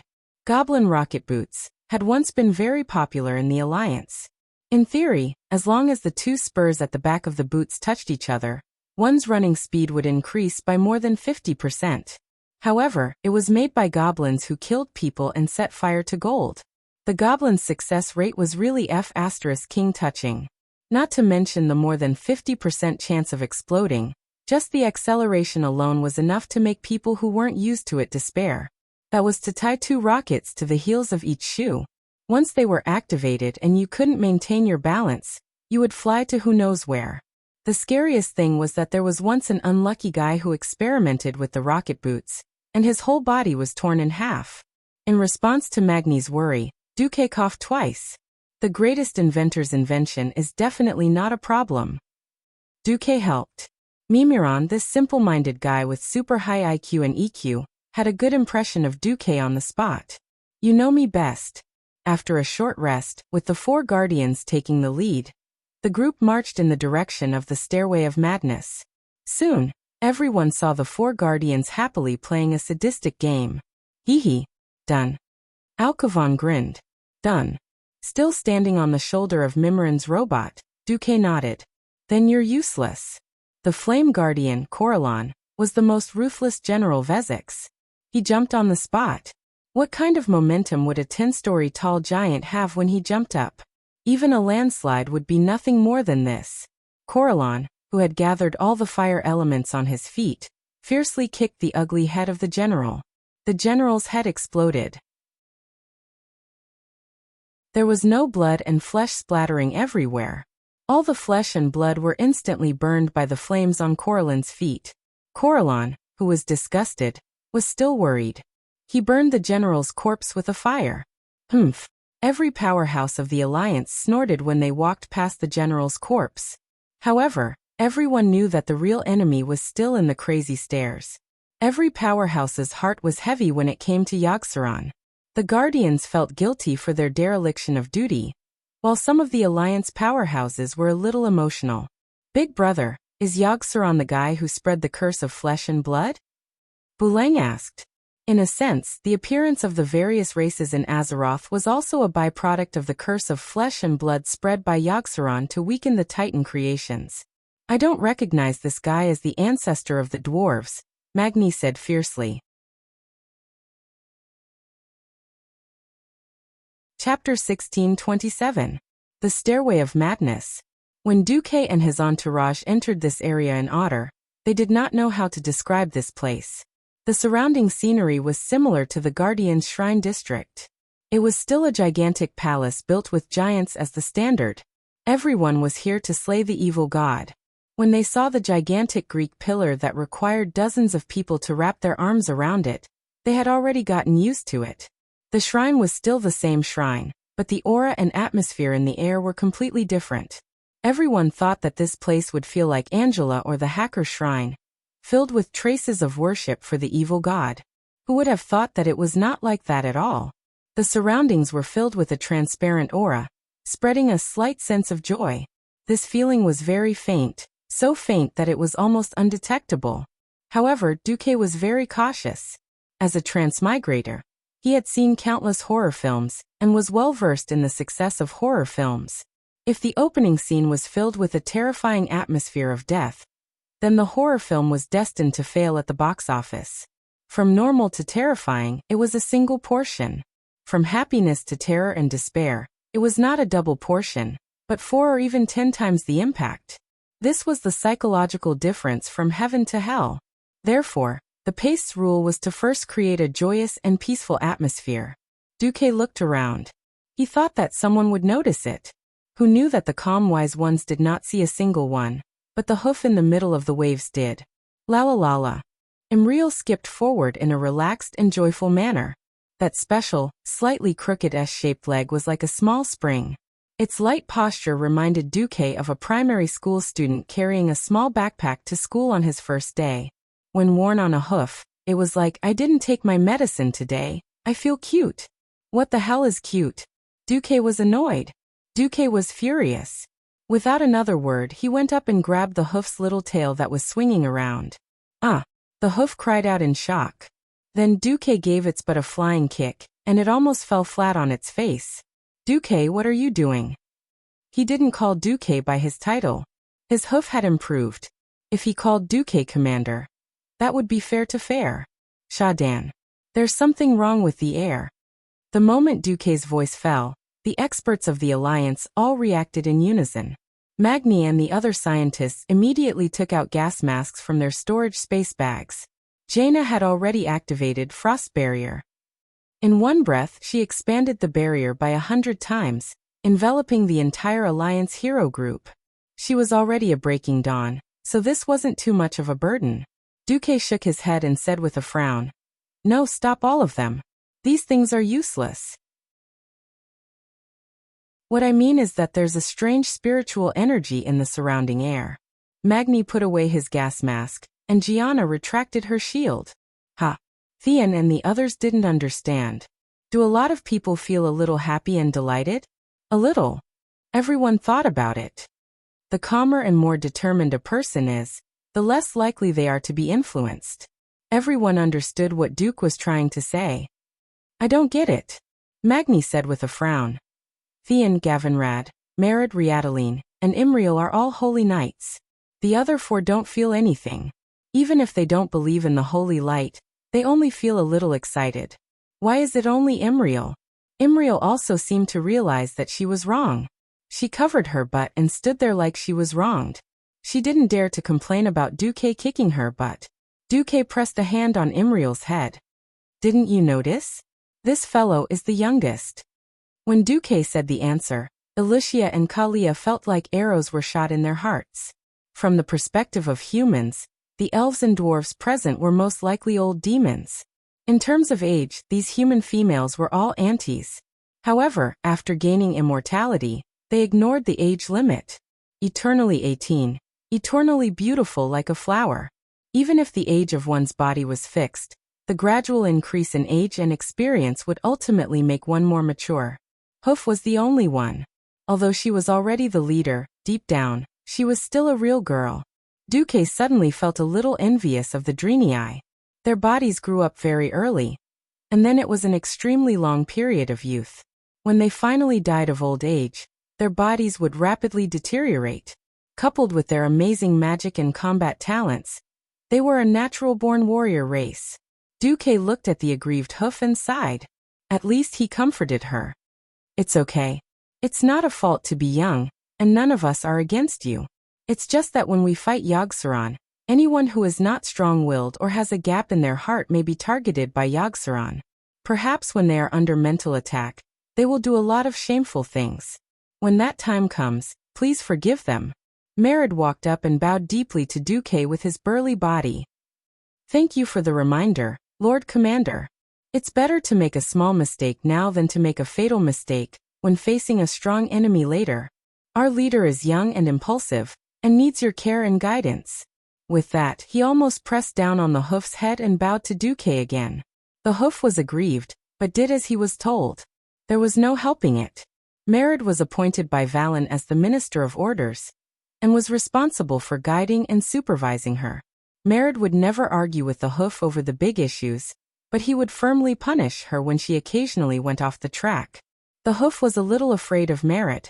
On the surface, Duque accepted Merad's gratitude calmly. He was also very satisfied with the effect of making an example out of Merad, but on the inside he was a little pained. I'm not afraid of anything happening to the hoof, but I'm afraid of something happening to me. Duque was not afraid of simple head-on actions, but the mental attack of an ancient god and whatnot. It should be fine. After a little mobilization, everyone finally passed through the hall that was supposed to be General Vezek's stronghold, and arrived at the top of the Stairway of Madness, the greatest temple of terror in Otter.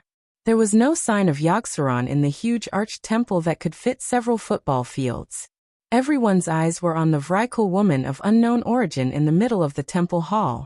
It was a beautiful woman wearing a dark yellow shirt that exposed her navel and a dark green dress. Under his dark brown hair was a simple silver hair band, which served as a foil to his upright and handsome face.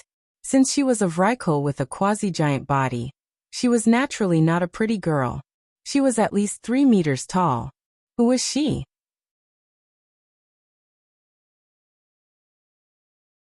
Chapter 1628. She calls herself Sala.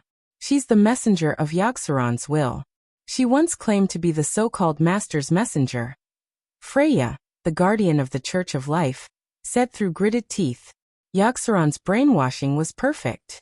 Even the memories of being enslaved still echoed clearly in the minds of the Guardians. This was definitely a stain that they would never be able to erase for the rest of their lives. If it wasn't for the duty that was much more important than their own lives and their souls, there might really be some Guardians who would choose to commit suicide to wash away their stain. Freya's words had angered Hodier and Mimiron. The chill around Hodier's body suddenly increased. Mimiron was even more direct. His huge robot had already begun charging. Even 100 meters away, one could clearly hear the mechanical sound of gears turning from slow to fast and accelerating. You traitors! How dare you come back? Didn't I ask you to guard this great temple? Sala spoke in a majestic female voice. It was quite uncomfortable to the ears of Duque and the others, like a male duck preparing to give a concert. For Freya and the others, it was a slap in the face. Hodier took a step forward, his voice like thunder. We are the servants of the great Pantheon Titan, not the slaves of your dirty and disgusting master. We will make Yogg-Saron pay the price. This is none of your business. Get Yogg-Saron out. Ha! Sala let out a rough laugh. Lowly slaves of the Pantheon. Whose slaves do you think aren't slaves? You used to be my slaves. Even if you break free for a while. Even if you bring companions who think they are strong. But I want to tell you, you and your companions will all become my slaves. Ha ha ha ha. She actually used I to address them? Could she be? Duque's face was as dark as water. Yes. Everyone, don't be careless. This woman named Sala is the incarnation of the ancient evil god Yogg-Saron. No one knew how powerful the incarnation of an evil god was. Presumably, the Guardians wouldn't mind beating her up as Yogg-Saron. Accept your punishment, evil god's incarnation. The most irascible Thunder Guardian Torim was the first to speak. At this moment, he had transformed into the god of hammers. He took the lead and raised the hammer that was filled with dazzling lightning. With a leap slash, he smashed the hammer into the ground. Don't. Duque reached out to stop Torim, but he had only said one word when Torim jumped over him. F***ck. At this moment, Sarah was invincible. Impulsiveness is the devil. In fact, it wasn't just Duque. Freya and the other 2 Guardians had also noticed the problem. That tiny incarnation of Yogg-Saron seemed to be right in the middle of his field of vision, but in fact she did not exist in this hall at all. She was more like a projection that existed between reality and illusion. What's the use of you, Torim, directly using your ultimate move? Only Duque knew that Torim's actions were not only useless, but they were also more of a hindrance. With Sarah as the center of the battlefield, there were 5 green clouds from near to far, revolving around Sarah in concentric circles. At first glance, there was nothing special about these clouds. Only those with enough eyesight would realize that these were the exits of the 5 space passages.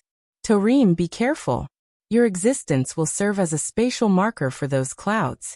It will trigger more servants of the evil god to enter this world. According to Duque's experience in the game, without Torim's interference, these green clouds would naturally produce Yogg-Saron Guardians. At first, it would take about 30 seconds for one to appear. As time passed, the interval would gradually shorten. In addition, players who stepped into the green clouds would immediately produce the next Yogg-Saron Guardian. He did not know what would happen when a guardian like Torim encountered the clouds. The answer would be revealed soon.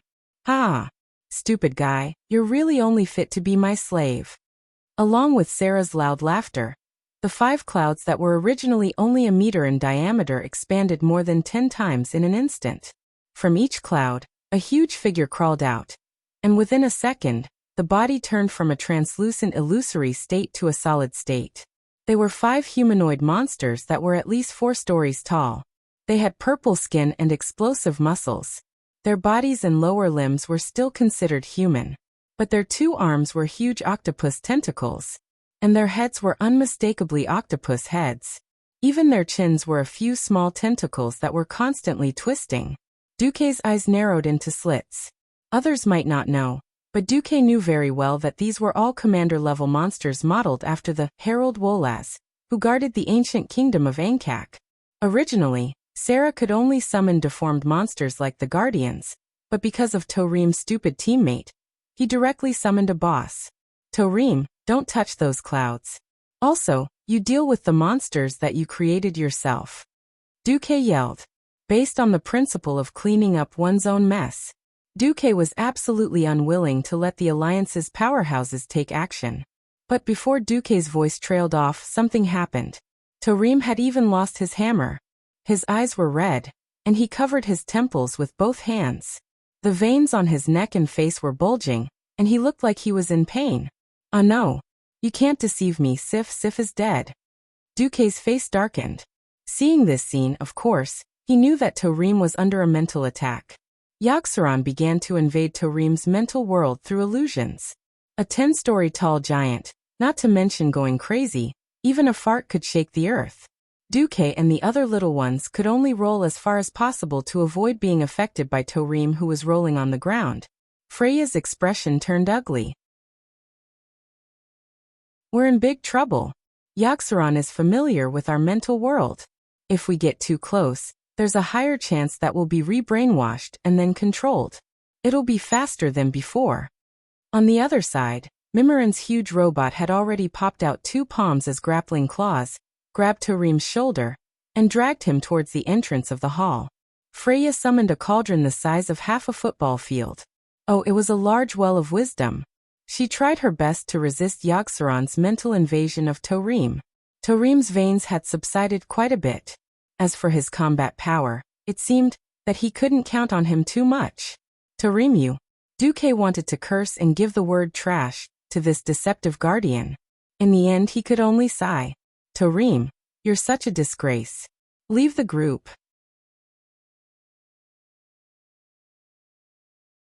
Chapter 1629. Come to think of it, Torim was not to be blamed. Yogg-Saron was not imprisoned in Otter for a day and a half, but for 25,000 years. There was no such thing as an absolutely perfect prison in the world. No matter how tightly sealed the cage was, there would always be a time when it was damaged and revealed a gap. As the saying goes, guard day and night. It is hard to guard against a thief in the family. After Loken was controlled and completely brainwashed to become a loyal servant of Yogg-Saron, the personalities and past history of the Guardians were no longer a secret. Personality determined fate. For an evil god who was good at mind control, mastering these was equivalent to mastering the key to controlling the Guardians. Without the help of outsiders like Duke, even the 4 Guardians, Torim, Hodier, Freya, and Mimiran, would have been completely brainwashed after being controlled by Yogg-Saron for a year and a half. In the end, they would have been beaten to death like how they dealt with Loken. Although the 4 Guardians were now awake, if they could be controlled once, they could be controlled a second time. With Yogg-Saron's familiarity, the second fall would be faster and deeper. Perhaps the second time would not be a simple beating that could wake them up. Sigh. Duque let out a long sigh, and his expression immediately changed to one of awe. "Let's go." Behind Duque, a slim woman in red suddenly began to transform under Sala's gaze. In the short span of 2 breaths, he had transformed from a tiny human into a massive black dragon. Before the black dragon came over, she took a deep breath. There were so many fire elements in her lungs that even through the thick scales, muscles, and bones on her chest, one could clearly see the yellow radiance blooming inside. Deep breath. Blazing flames spewed out from her mouth and nose, looking like a sea of flames. Even the bravest faceless under Yogg-Saron did not dare to take such a terrifying heat head-on.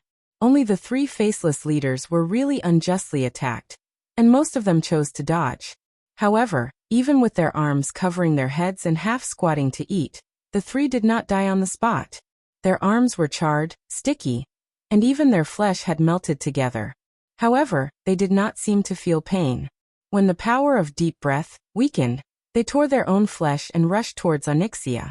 However, no one noticed that unknowingly, no less than 8 faceless bosses had been separated by Onyxia's big move. Black Dragon Princess was not the slightest bit afraid of the faceless leader monsters. She let out a loud roar and twisted her body. Her 10-meter-long meteor hammer-shaped tail with a terrifying spike at the end swept across. Immediately, it displayed the momentum of sweeping away 1,000 troops. At least 4 faceless ones' leaders were affected. The first one didn't suffer a direct hit, but the third one was hit by the dragon's tail. His right chest and abdomen immediately became a bloody mess. Just because the first one didn't receive a direct hit didn't mean that it was fine. It was also swept away like a bowling ball. It was only at this moment that everyone was shocked to discover that the 4 fellows who had been swept had actually separated into 4 directions and thrown themselves out of the battle circle, rolling in front of the 4 great guardians. Holy shit! Amazing! Don't even think about slacking off today. Gavin Rat smirked. At this time, everyone finally saw it. Onyxia, this seemingly fierce but actually a bit cowardly so-called guardian dragon, simply did not have the mind to fight with her life on the line. Her fighting style had always been from the heart.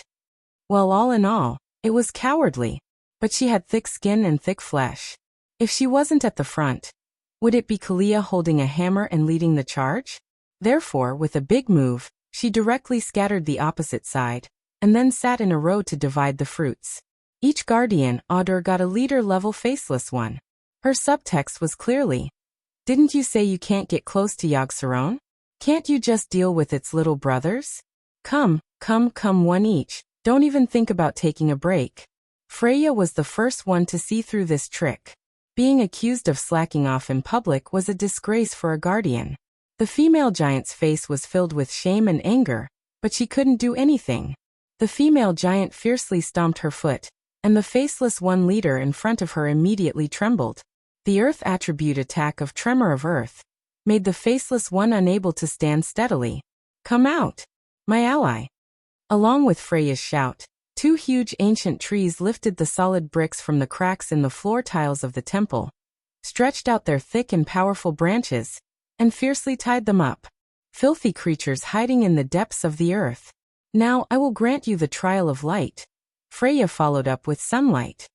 The high temperature and heat of the resplendent sun was the most terrifying killing move for the faceless ones. A series of moves overflowing with murderous aura directly turned the faceless one's leader into a half-cripple. The guardian of the cold winter temple, Hodir, looked cold on the outside, but his heart was fiery. He first used freeze to send out a cold breath to lock the struggling faceless one leader, and then used rapid freeze to trap half of the opponent's body in ice. Facing an opponent who stretched out his head like a mole but couldn't shrink back, he laughed and raised his huge hammer. The hammer's black hammer head was a bit like a large square wine cup, which constantly overflowed with an extremely cold breath. On the outside of the hammerhead were 4 sharp ice thorns. When Hodir's ultimate skill, Freezing Bash, smashed down, a miraculous scene unfolded. The faceless one leader's head exploded like a rotten watermelon. All the flesh and blood splashed in all directions, but before they could fall to the ground, they were completely frozen in midair. As if showing off, Hodir deliberately left the powerful faceless one's body behind. Instead of completely destroying it, he threw it behind him. Perhaps he wanted to leave it for later to slowly watch. Torim's thunder was the most violent and the simplest. It was an extremely exaggerated thunder that blasted an area the size of a basketball court into coke. As for the faceless one leader in the middle, What was that black thing? Think about it yourself. Among the 4 guardians, Mimiron was the most powerful. He first used his insanely ugly robot to fire a plasma cannon, killing the faceless one leader in front of him. Almost at the same time, P3WX2 laser barrage poured out. This extremely gorgeous laser beam was not something a mortal body could resist. Under this unreasonable laser barrage, the enemies in 2 basketball courts were swept clean. The 3 faceless ones' leaders were first pierced by several extremely exaggerated laser beams. Then, the dozens of laser gun heads on the robot's arms turned, and the dense laser beams easily cut each leader's body into dozens of pieces of charred meat of different sizes.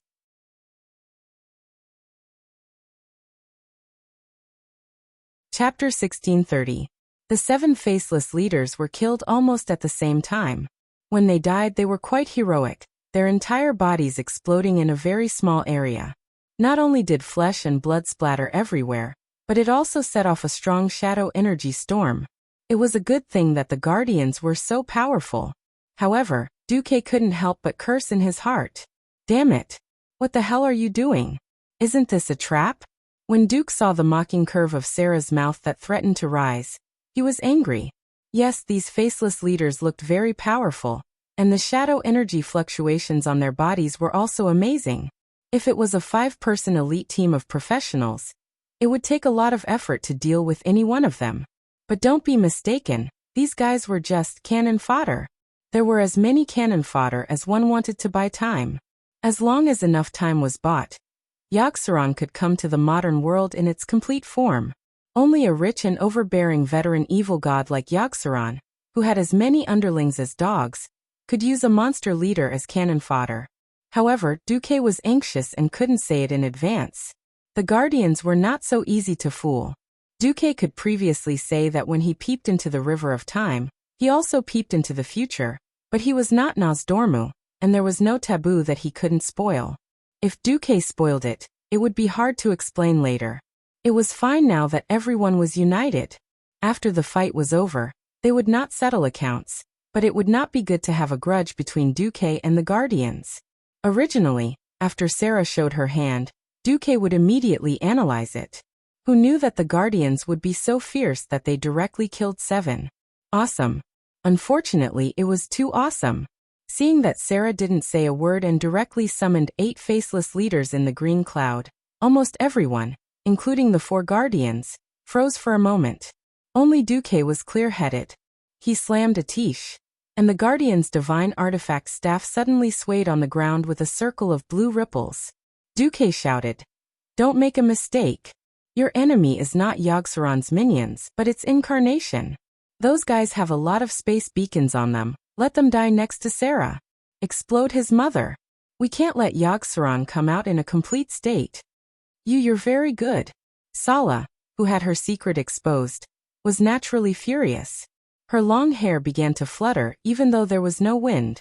Her dark brown hair formed a terrifying mouth full of fangs in the air, as if it was about to swallow someone whole. Sarah waved her arms, and a mass of pitch-black shadow energy was thrown out. Shadow energy gave the impression of coldness. However, the energy that Sarah threw out was mixed with a sense of blazing anger.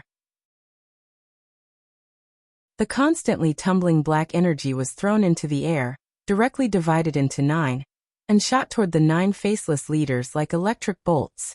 At a speed visible to the naked eye, the bodies of the 9 leaders, which were already not small in size to begin with, became bigger on the spot. Their height had increased by 1 meter, but the greatest increase was still in their tentacle arms. If they were octopus-like tentacles before, they were now like the arms of a Qilin. From a whip to a hammer, the increase in physical attack power was simply terrifying. Several paladins who were originally going to be the MT jumped in fright. Seeing the Qilin arms smashing down, the paladins all hurriedly dodged. Only Magni was the most miserable. After using Avatar to become bigger, his agility also decreased greatly. He couldn't dodge at all. He used his shield to block the punch, and his arm almost broke. What the hell? Shorty King cursed. The enemy's attack suddenly increased. Duque naturally knew what was going on. This was Wrath of Sala, directly giving his own people chicken blood. Although the side effect was quite big, it didn't matter if they were cannon fodder. Fortunately, Wrath of Sala didn't increase the life force of the faceless leaders. However, this was also very troublesome.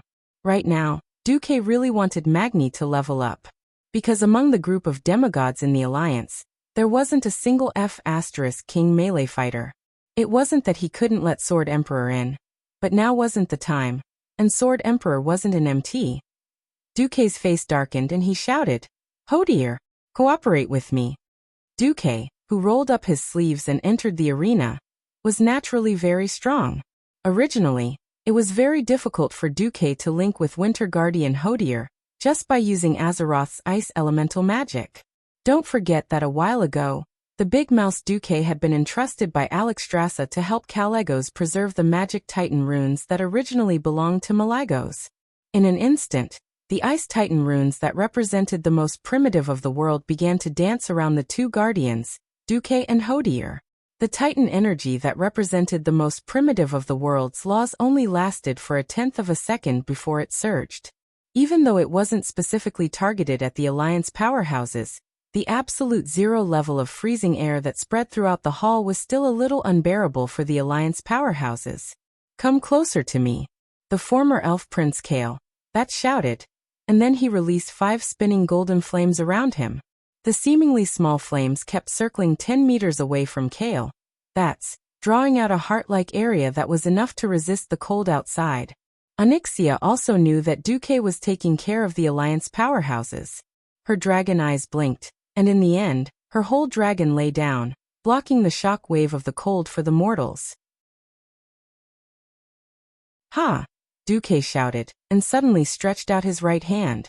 Absolute zero freeze break. An illusory iceberg suddenly appeared in the east, south, west, and north directions. The 4 icebergs collapsed at the same time, setting off a terrifying wave of ice that reached the top of the temple. It was an iceberg formed by the convergence of countless ice elements. It was crushed into powder, instantly frozen, exploded again, and frozen again. This ultimate move that combined physical and elemental double damage suddenly forced the remaining faceless leaders into a dead end. There was no room for resistance. Under the surging impact of the ice wave, they directly collided with each other, and were all forced to Sala's side in a messy posture. Sala didn't exist in the present world of Azeroth. The ice wave easily passed through her body and couldn't cause any harm to her. However, the 9 faceless leaders piled up around her, looking extremely strange. What made her even more ashen was that Duque had obviously found her Achilles' heel. Right. As long as these guys died beside Sala, when they self-destructed, Sala's avatar would also be destroyed, and then Yogg-Saron would be forced out in advance. Smash him to death. My hammer. Torim's hand flashed with lightning as he once again hoarded the power of lightning on his warhammer. Not only him, but the other guardians, Queen Sylvanas, Vashj, and other powerhouses also exerted their strength. No. Seeing that things were not going well, Sala let out a mournful scream.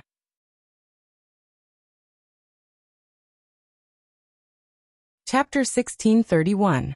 In fact, the Faceless Leader also has the ability to make people mentally retarded. However, if they were to be brainwashed so early on, then when Yogg-Saron's main body came out, there would be no need to fight anymore. Under the powerful pressure of the ancient god, they would just leave the group to preserve their intelligence. Duque made his move in advance because he considered this point. He directly used the ice wave to gather the leader of the Faceless Ones. In terms of attack output, Duque had never been inferior to anyone, but those 4 silly guardians could not get close, which was a bit of a pain in the ass. Duque did not want a group of onlookers who only knew how to shout 666. Therefore, the damage output was left to Torim and the others. Save your energy, Duque instructed in his own magic circuit. Within a unit area, there was a limit to the number of elements that could be sent from the elemental realm. If the elemental channel was expanded without a limit, it would cause the space in the current world to become unstable. The power of lightning had high attack power, and its instantaneous damage was far above that of fire elemental magic. Unfortunately, even an idiot would know that fire magic was famous for consuming large amounts of mana. Naturally, lightning magic, which had explosive power, was even more ridiculous. 3 hours of charging, 3 seconds of acting tough. Fortunately, Torim and the rest did not simply use the elements of the elemental world. They used the power that was converted from the Titan series energy of the arcane element. In addition, this was considered half their home field, so the elemental imbalance in the hall was not caused. The scene was still very magnificent. Torim's lightning, Freya's sunlight, Hodier's ice and Mimiran's laser.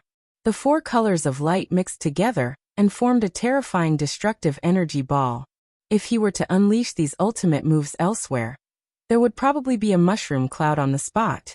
Then passers-by would drink their tea and say, "Today is another day of nuclear annihilation." However, the scene became strange. Not to mention the stones flying in all directions. There was no explosion. There was no sound. There wasn't even any light. A black hole invisible to the naked eye seemed to have appeared where Sala was, absorbing all the destructive energy. Every expert could clearly see Sala's twisted face. At the same time, her limbs were twisting unnaturally. A pair of thick and bulging muscles on her bare arms were twisted into a twisted dough twist. It was a shocking sight. It wasn't an action that a normal human or Vrykul could do. However, Sala's eyes spewed out crimson flames, which then turned into balls of thick liquid. In the next second, the so-called slurry turned into some kind of seemingly holy energy. Suddenly, a pair of bright wings burst through the leather clothes on Sala's back and spread out with a whoosh. Sarah had become the battle angel Vrykul. Duque had seen this scene countless times in the game. He didn't think there was any problem before, but now that he was in the world of Azeroth, Duque couldn't help but wonder, damn it, what does the Vrykul have to do with Yogg-Saron? Perhaps the incarnation of Yogg-Saron had already begun to sneak out of Oder 10,000 years ago and spread the seeds of nightmares everywhere. Thinking about the ancient war 10,000 years ago, it was also a group of a few ancient gods who should have been suppressed who caused trouble. Enzos was involved, but Yogg-Saron might have also used mind control or inducement to secretly add fuel to the fire. That was why the High Elves courted death. After thinking about this, Duque didn't find it strange at all.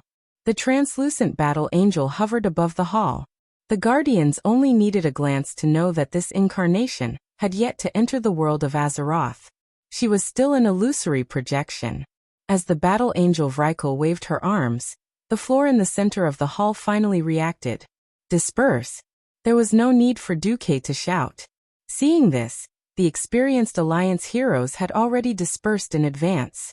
Suddenly, all the experts felt an inexplicable fear in their hearts. No one could look away. Everyone's line of sight had been firmly locked by the rapidly distorting space in front of them. The air in the hall was completely still. Whether it was the dust from the battle just now or the smell of blood that should have spread, everything was locked in place. A terrifying radiance surged out from the ground below the battle angel Vrykul, hovering in midair. The existence known as evil was gushing out from there. It was silent, quiet, and terrifying. All the living beings in the hall, whether they were non-living beings or not, seemed to have received the greatest degree of shock and were silent. Everything seemed to kneel down respectfully because of the horror of the one who was about to come out. A ball of constantly changing radiance from blue to green, and then back to blue, actually strongly repelling any power that belonged to the Titans. In the hall, the pillars engraved with Titan runes were dim. These pillars were once equivalent to the chains on the ancient god Yogg-Saron's cage. Now there was no longer a trace of energy fluctuation on them. Sala, who had transformed into the battle angel, suddenly opened her eyes. There was chaos in her pupils. Suddenly, Sarah began to laugh maniacally. Ha! Wahahaha! Accompanied by the ear-piercing and rough sound, all the experts felt that the laws of this place were deviating. The power of order was leaving them in fear, and the irregular energy of chaos was gushing out. It was like a power that mortals could never resist. It was eroding the entire space, as if it wanted to swallow this hall, this otter, and even the entire world into its mouth. Kalala. The mortal heroes subconsciously lowered their heads and found that the gorgeous tiles under their feet had silently cracked with Sala as the center. The floor tiles that were originally part of the cage started to spin strangely, as if they were trembling in fear. They swayed and floated up into the air. In the next moment, the air in the entire hall was filled with an evil that everyone was familiar with. Then everyone felt that they were being stared at by countless eyes. Slowly, their gazes were filled with greed, tyranny, anger, cruelty, and other negative things. This was not an illusion. Those deformed eyeballs that gradually turned from illusory to real in midair were indeed staring at everyone. And they were also staring at Duque. Whether it was Duque or the Guardians, no matter who it was, being stared at by hundreds and thousands of eyeballs was a normal reaction. All the experts felt a chill in their hearts. Immediately, a huge existence began to turn from illusory to real in the center of the hall. A loud voice echoed in the hall and even in Otter. It was the angry roar of the ancient god, the angry roar of the thousand-throated demon. I am a lucid dream, the monster in your nightmares. The demon with 1,000 faces. Foolish mortals and guardians, tremble in my true form. Surrender before the god of death.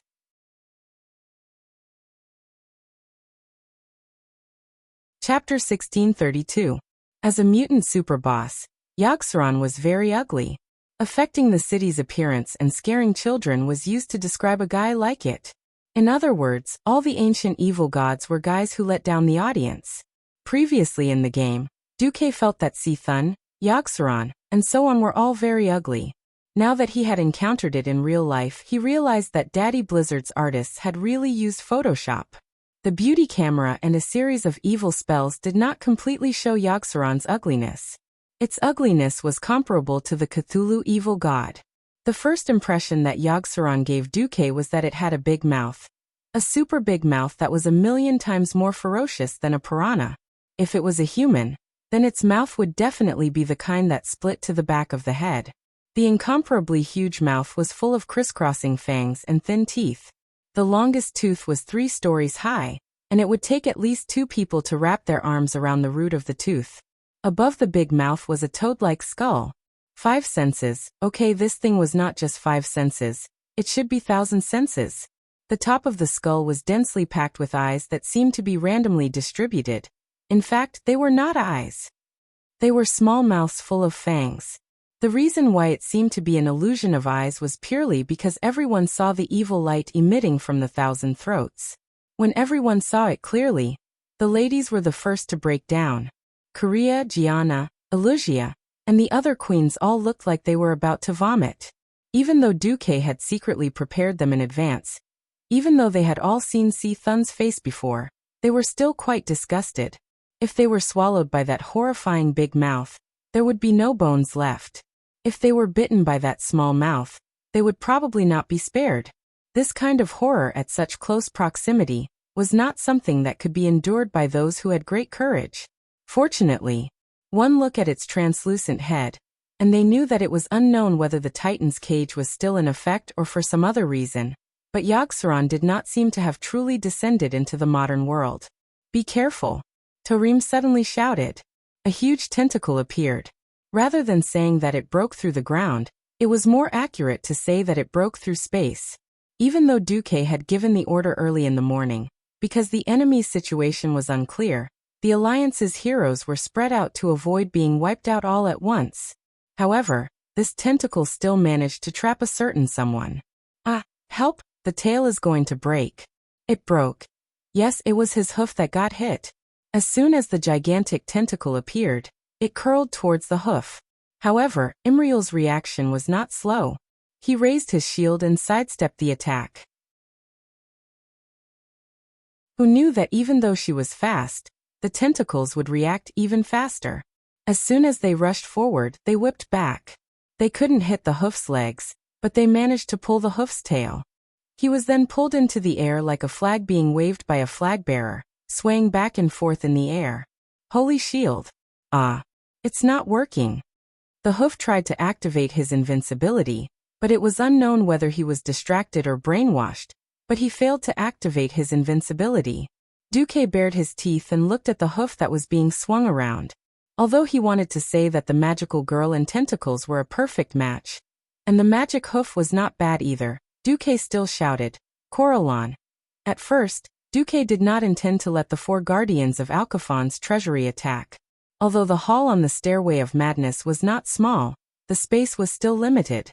If 8 10-story tall giants were all squeezed together, the Alliance's heroes would not even need to fight. Just avoiding them would be difficult. Compared to Alcafon and the others, Torim and the other guardians of the same size were stronger. However, Torim and the others' brainwaves had all been successfully decrypted, and rushing forward would be suicide. With no other choice, Duque still used Alcafon and the others as meat shields for the time being. As soon as Flame Guardian Coralon heard Duque's call, he smashed over with a bursting fireball, directly turning this 3-story tall, writhing tentacle into a torch. Storm Guardian Amalon was the second to arrive. Being in charge of the wind element, he had speed that the other giant guardians did not have.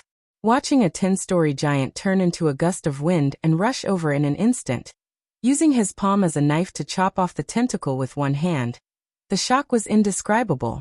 The hoof was saved. She covered her tail with tears in the corner of her eyes. It was said that a kitten hanging upside down with its tail would easily poop. He did not know if Delaney's hoof would have this reaction when her tail was pulled too hard. Duque did not have time to care about this, because Yogg-Saron's vicious move was coming again. Dozens of giant tentacles rose from the illusion. They did not actively attack any of the Alliance's powerhouses, but their auxiliary attacks were more disgusting than direct attacks. Black Plague. The plague came to its victims without a sound or warning. Take Gavin Rad for example. Right now, this guy felt that he was better off dead than alive. His entire life was gloomy. That terrible feeling was like being infected with syphilis or AIDS, plus his penis was rotting and shortening by 1 centimeter every day. What was even more disgusting was that his whole body was emitting a glow like that of a dog, causing the people around him to stay away from him. I need treatment. Gavin Rad said bitterly. Normal dispelling spells could not save him. Only someone at the level of a bishop could help him. Gavin Rad, don't move. Kalia was rarely domineering. She cast holy light magic. In the air in front of her, a perspective image of Gavin Rad's body appeared. It looked more like an X-ray picture, but it was more detailed. If Duque saw this, he would definitely shout for an ultrasound. Unfortunately, Duque did not have time because he was retarded. When a blue hat was placed on Duque's head, Duque knew that something was wrong. Brain connection. This is a trick of Yogg-Saron, who is good at mind control. This trick can connect the brains of 2 people who are far away, and lasts for 30 seconds. When the 2 people are more than 20 yards away from each other, both of them will continuously lose life and consciousness. Approaching each other can prevent this effect. However, no one had ever told Duque that connecting to the brain could allow him to peek at the other person's thoughts. In less than half a second, Duque suddenly realized that he could sense the hoof's thoughts. It's over. It's over. I've actually connected to Duke Marcus's brain. Will he punish me? Spank me? Won't let go of my tail? Sob, I keep feeling like he has ulterior motives toward my tail.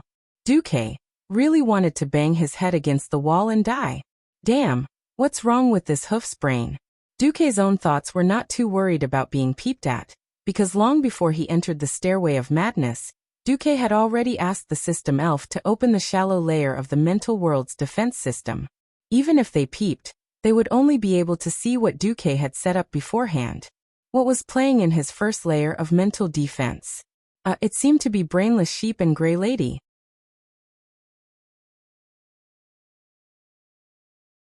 Chapter 1633. Beautiful, happy la la la.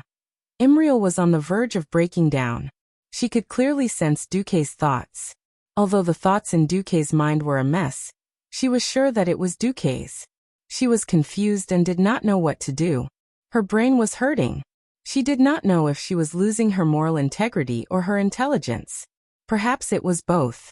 She stared blankly at Duque, who was 30 meters away. Duque's mouth was wide open as if he was shouting something at her. She subconsciously smiled at Duque, a silly smile. Seeing the hoof's typical silly smile, Duque clenched his teeth and rolled his eyes. He did not know where to start. Ouch! Ouch! A piercing pain in his soul made Duque suck in a breath of cold air. He noticed that this was a very rare form of injury.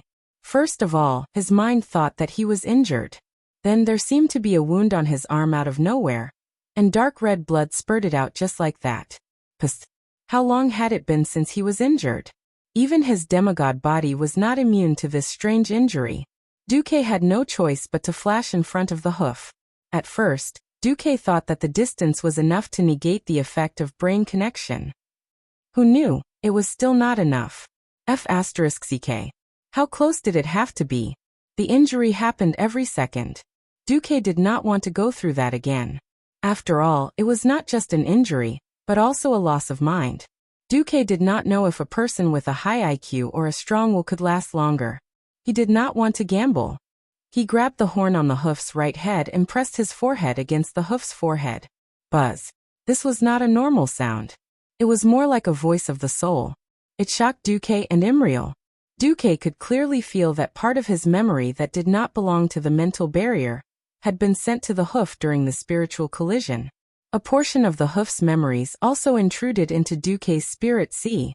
Duque quickly glanced at it. It was a memory fragment of hoof finding joy in the midst of suffering under the protection of the Dreenii. Unfortunately, he didn't have the time to look at it in detail. He had the system elf seal it up temporarily. Duque immediately shouted, warning the others. Be careful. Yaxaron would release a brainwave that would connect the two victims. If the two of them were too far away from each other, they would lose consciousness and life force at the same time. Once their consciousness falls beyond the limit, they will be controlled by the Yaxaron. Nothing is more convincing than the victim's story. Duque, who had personally experienced its effects, was able to name the skills in the game. It was more like an ability that surpassed the imagination of ordinary people. At this moment, the scene was very chaotic. The corrosive tentacles that drilled out from the ground frantically poured out messy things in all directions.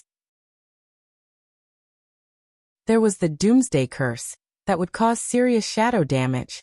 There was the Cold Heart, that would greatly reduce a person's movement and attack speed. There was also the Battle Angel Sala, who was guiding 4 terrifying laser beams to randomly shoot at the crowd. However, the laser beams did not move very fast. As long as one was not entangled by the tentacles, there was a high chance of escaping. No one wanted to try the laser beams that could kill someone instantly. It was in this chaotic scene that Duque did not notice the strange blush on Imriel's face after she absorbed part of his memory. Duque did not know what went wrong. The Yaxaron at this time was obviously more powerful than he thought. In addition to the huge number of tentacles, Sala, who was hovering in the air, in the middle of the spatial crack, could actually continue to summon the faceless leader. Whoosh whoosh whoosh. These huge deformed monsters with ugly tentacles as arms pounced on the 4 guardians almost as soon as they came out of the green mist. Although they were not as tall as Alcaphon, they were not much weaker in terms of strength. What was more difficult to deal with was their mind control, special skill. If one saw these huge fellows suddenly stop moving and stare at an alliance expert, then the people nearby would have to be careful. This was a standard shadow spell, and people with low shadow resistance were often more susceptible to it. For example, Vanessa, she was hit and almost chopped off Gavin Rad's little penis. However, Gavin Rad was very skilled. Before Vanessa could make a move, he first gave the female thief a sanction, using the power of the holy light to knock her out and restore her consciousness. However, Vanessa was the only one who knew how much her sanity had dropped under the mind control. Those who were hit were everywhere, and the scene became more and more chaotic. Those who were hit, come over here. Duque shouted. This was because the guardian of life, Freya, had opened another well of wisdom. This was the only way to eliminate the negative effects of monkey-style reduce intelligence. Duque, this can't go on. There's no end to those octopuses. Magni shouted. He was using the Balrog's hammer to teach a thick tentacle that was swaying left and right. The blazing flames ignited the entire tentacle, and it gave off a smell similar to roasted squid, but 100 times more burnt. Everyone realized that there were too many tentacles and too many faceless leaders. Whether it was Sala or Yogg-Saron's projection, they were all illusory existences caught in the cracks of space, and could not be touched at all. When the hammer fell, it was as if it was hitting the air, and Yogg-Saron was unharmed. We have to do something. Tyrion also shouted. Ashbringer was powerful, and a full force slash could cut off several tentacles. However, within a few seconds, the same number of tentacles would replace it. This gave people a feeling of despair, as if all their attacks were useless. Just wait. There will be a chance. Yogg-Saron can't endlessly send tentacles through the cracks in space without revealing a flaw. Duque said with absolute certainty. In fact, even if Duque was not a transmigrator, with his current eyesight he could see that Yogg-Saron's flaw was gradually getting bigger. From a spatial point of view, Yogg-Saron's current method was indeed very cunning. Every spatial passage could not be one way. There must be an entrance. What Yogg-Saron needed to do now was to immediately destroy the small space channel after sending his biological tissues or subordinates a faceless one. This method could make it impossible for the enemy to bite back at its main body. There were pros and cons. In a short period of time, the effect was significant. The Allied forces could not fight back, and could only blindly use elemental energy. However, whether Yogg-Saron noticed or not, the surrounding space was already a little unstable.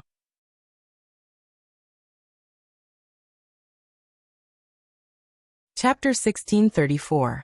The instability of the space did not mean that outer space was about to collapse. As a powerful cage used to imprison an ancient god, the toughness of the space here was beyond Duque's imagination. Here, even if Duque had a tiche, he would not be able to open half a portal. The difficulty was so high that it was like giving Duque an iron spoon and asking him to dig through a 1,000-meter thick steel plate.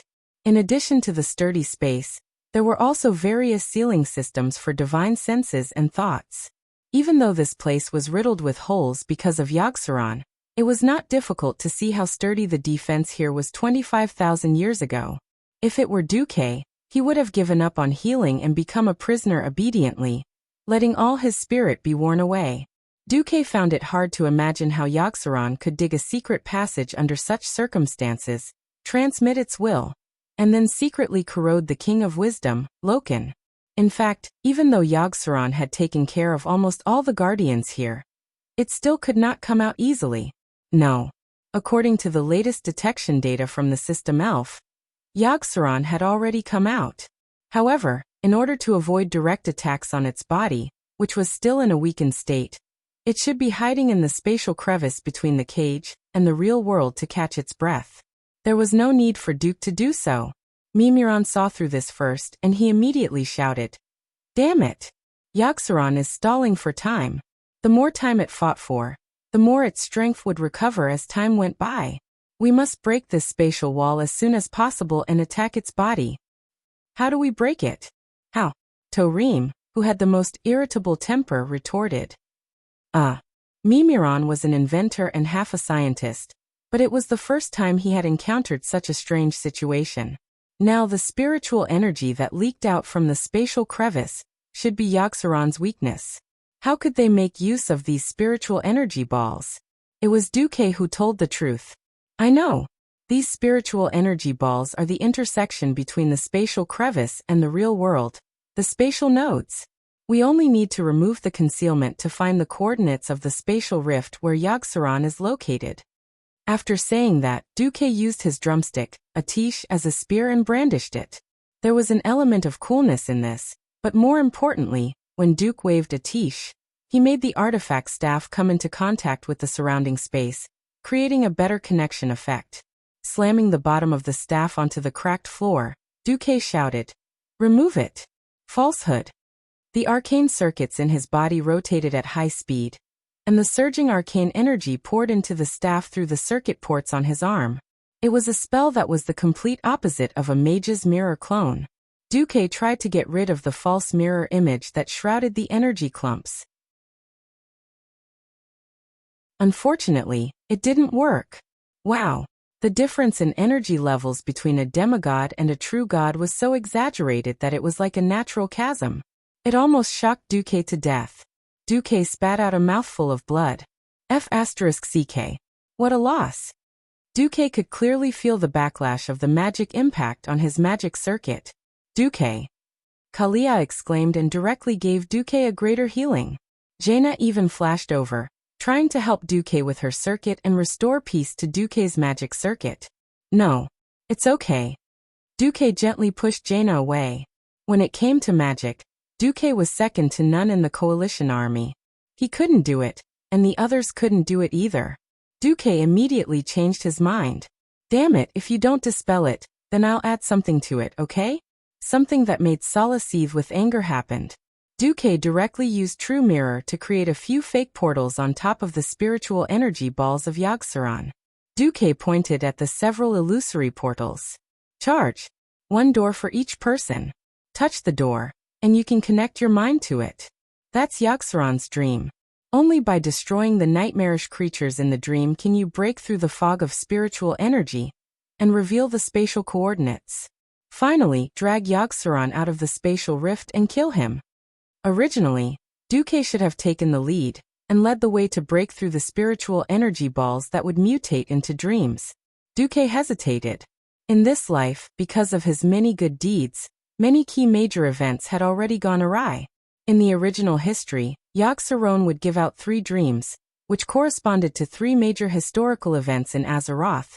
Storm Fortress Dream. Grandmaster Assassin Garona.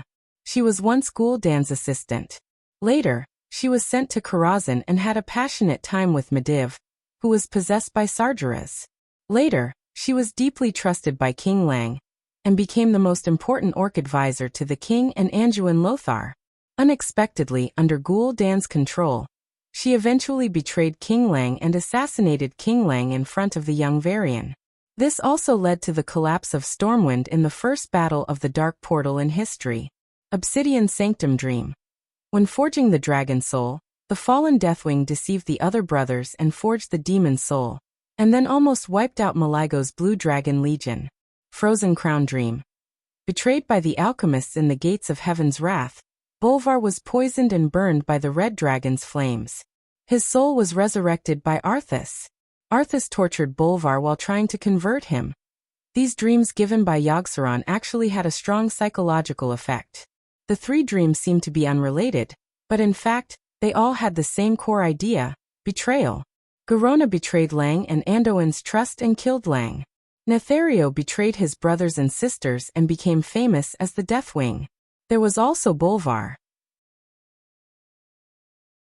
This was the future version of betrayal.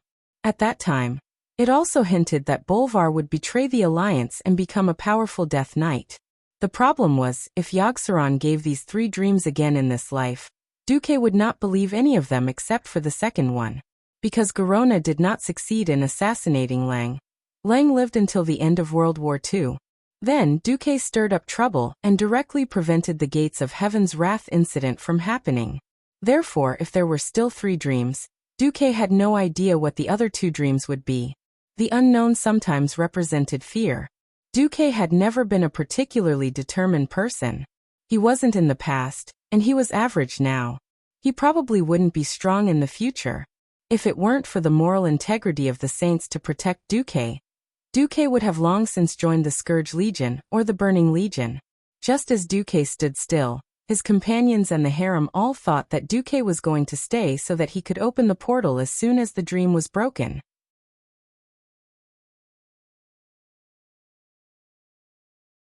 Chapter 1635.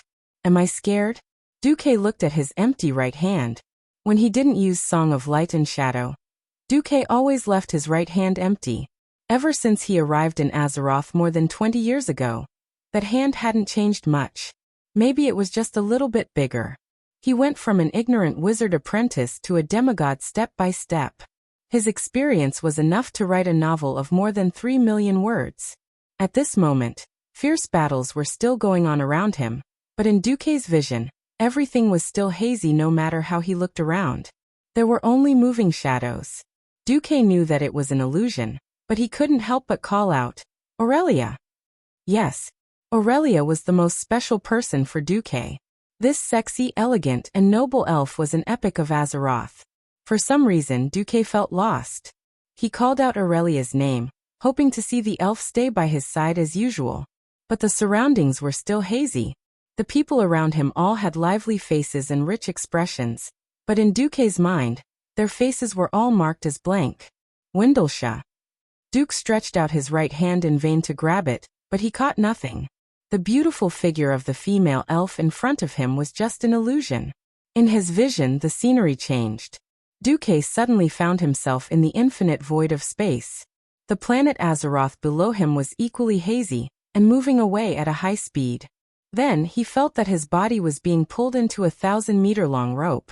Was he being dragged into a black hole? Or was he teleported? He was constantly being dragged into the deepest part of the universe, and he felt like he was falling.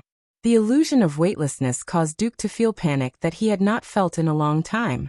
This feeling made him feel like he was suffocating, and even the last drop of air in his lungs was being squeezed out of his throat. Duque woke up abruptly. He opened his eyes and saw his right hand reaching out randomly. His angry palm was still in a groping position. Obviously, it was destined to touch nothing. Duque could clearly feel Sala's gaze. Yogg-Saron was already staring at him. Perhaps, as the commander of the Alliance and the leader of the Allied forces, he was the favorite prey of the ancient gods. A chill came over him. It was as if he had been tied up and placed in front of 1,000 mouths full of fangs. He had an ominous premonition that he would be thrown into the mouths at any time and die without a burial. For a moment, Duque thought of giving up. I don't have to enter those dreams. It's more beneficial for the Alliance army if I'm overseeing the situation from the outside. Even if I don't do anything now, this powerful team will still win. Duque's own voice resounded in his spirit one after another. There were piles and piles of high-sounding excuses. Duque almost convinced himself. At this moment, Duque saw a beautiful and valiant female figure leading the charge. Duque, I'll go first. Sylvanas, the second sister of the Windrunner family who was still slightly immature, had now carried the banner of the elves. Now that she was the queen of the Blood Elves, she had obviously thrown away all her confusion. Duque noticed that the moment she came into contact with the spiritual energy mass, the mist of the dream suddenly cleared up. That was the day of the betrayal of the Sun King Anastrian. Yes, that's right. For the high elves of this generation, this was the deepest pain in the hearts of all the elves. Their king had betrayed their own people. Could Sylvanas deal with the nightmares inside? The question had only just arisen in Duque's mind, but it was immediately dispelled by Duque. A voice in his heart clearly told him, if it was Queen Sylvanas, there would definitely be no problem. Another person entered the dream. She didn't do it of her own accord. It was more like she was forcefully pulled in by a ball of nightmare energy. Onyxia. Duque saw with his own eyes that it was Yogg-Saron who threw a ball of nightmare energy onto her dragon tail. Almost at the instant she touched the dream substance, Onyxia uncontrollably turned into a human form and was pulled into the dream. The third to enter was Tyrion.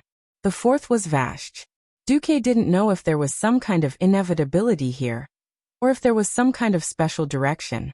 He only knew that Yogg-Saron didn't want to talk to him, and threw a ball of dream energy at him.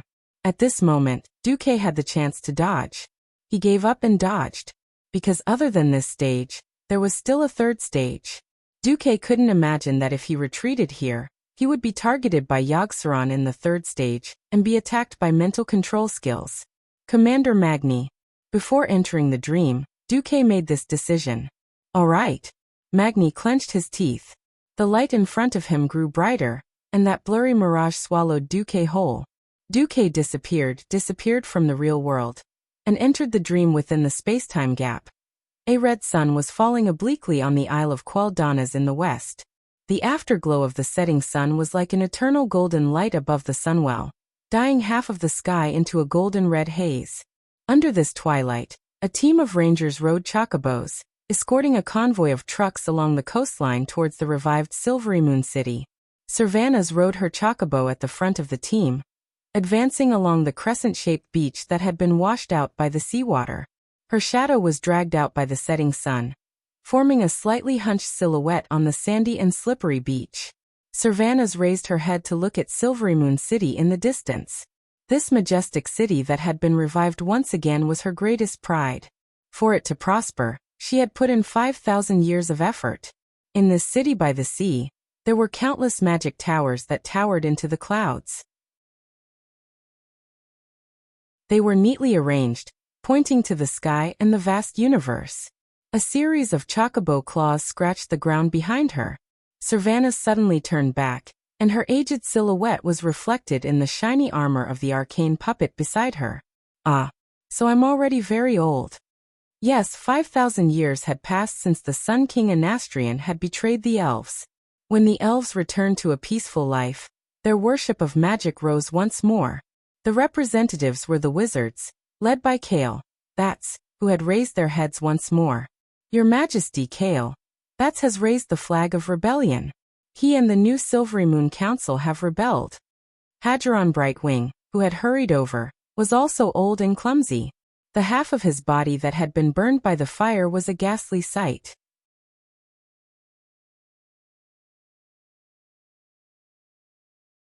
Chapter 1636. Impossible. He's older than me. How could he? No. He's defected to the Calamity Army. Death has given him eternal life. He's even more powerful than he was at his peak. In the magic mirror that Hadgeron opened was Kale, Bats. His face was bloodless, and there were only 2 balls of blue soul fire in his eye sockets. With a wave of his hand, he killed hundreds and thousands of elven rangers in a sea of fire. No, it shouldn't be like this. 5,000 years of hard work had been destroyed in an instant.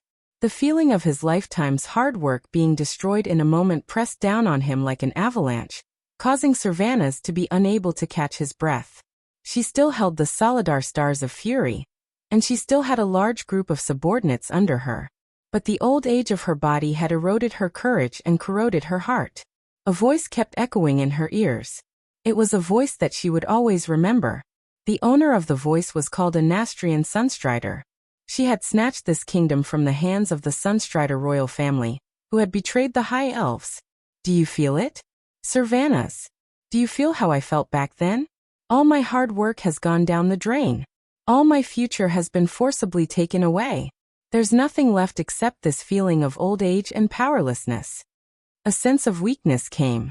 It was as if all the blood in her body had been sucked out. Sylvanas felt as if she had done this hundreds of millions of times, to the point where she was already so familiar with drawing a bow that she couldn't even do it anymore. That kind of trembling feeling of age was quickly corroding her heart. No, this isn't me. It's not me. Sylvanas realized that she was about to cry. That feeling of powerlessness was the most terrifying torture for someone like her, who was always determined to forge ahead. She could face the most terrifying enemy without fear, but she could not face her old self. She could ignore her old appearance, but she could not face herself who could not even draw a bow. She trembled. Anastrian's voice was magnetic and hallucinatory. Do you understand how I feel? Betrayal is not because of self-interest. I did it to better lead the elves, for the elves to have a better future. At this moment, Sylvanas was at a complete loss. At the same time, in different dreams, every intruder was being interrogated by their conscience, justice, and beliefs. In the dream of the Obsidian Temple, Onyxia had returned to the past, and she had become an unremarkable young dragon. Her father was right in front of her, tearing her mother into pieces. Then, a fingertip of a huge claw pressed fiercely against Onyxia's back, forcing her to raise her neck and look up at the horrifying scene that was so huge that it occupied her entire field of vision. The huge dragon's nose continuously breathed out flames. The acid that had accumulated on the chest of the wings of death dripped down the gaps of the metal armor, converging into a small stream, and was approaching the young and helpless girl step by step. Shivering, she could only lower her head and listen to her father's lecture. It was a voice that shocked the entire sanctum, and even the entire world. Idiot! This was not betrayal. This is just us black dragons breaking free from the cage those filthy titans gave us. Guardian dragons? Bullshit. This damned responsibility has shackled our freedom. Whatever we want to do, we must first obtain the permission of responsibility. This is not some guardian dragon at all. We are just slaves that the titans used to watch the door. The Yogg-Saron gods are the original masters of this world. They were the greatest of the native gods. The titans and whatnot, they are just a bunch of despicable intruders. Look at you, Onyxia. You are a disgrace to us, the great black dragons. There is nothing to be ashamed of being the servant of the greatest ancient god, but to become the mount of insignificant humans. Has your pride been eaten by slime?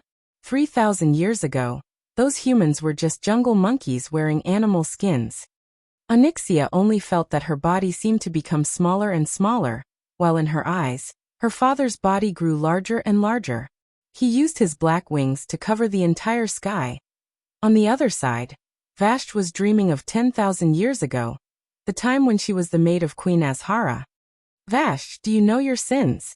It was a voice that sounded like thunder. The perfect queen, with a perfect face, had spoken words that represented judgment. Almost subconsciously, Vashti wanted to kneel down.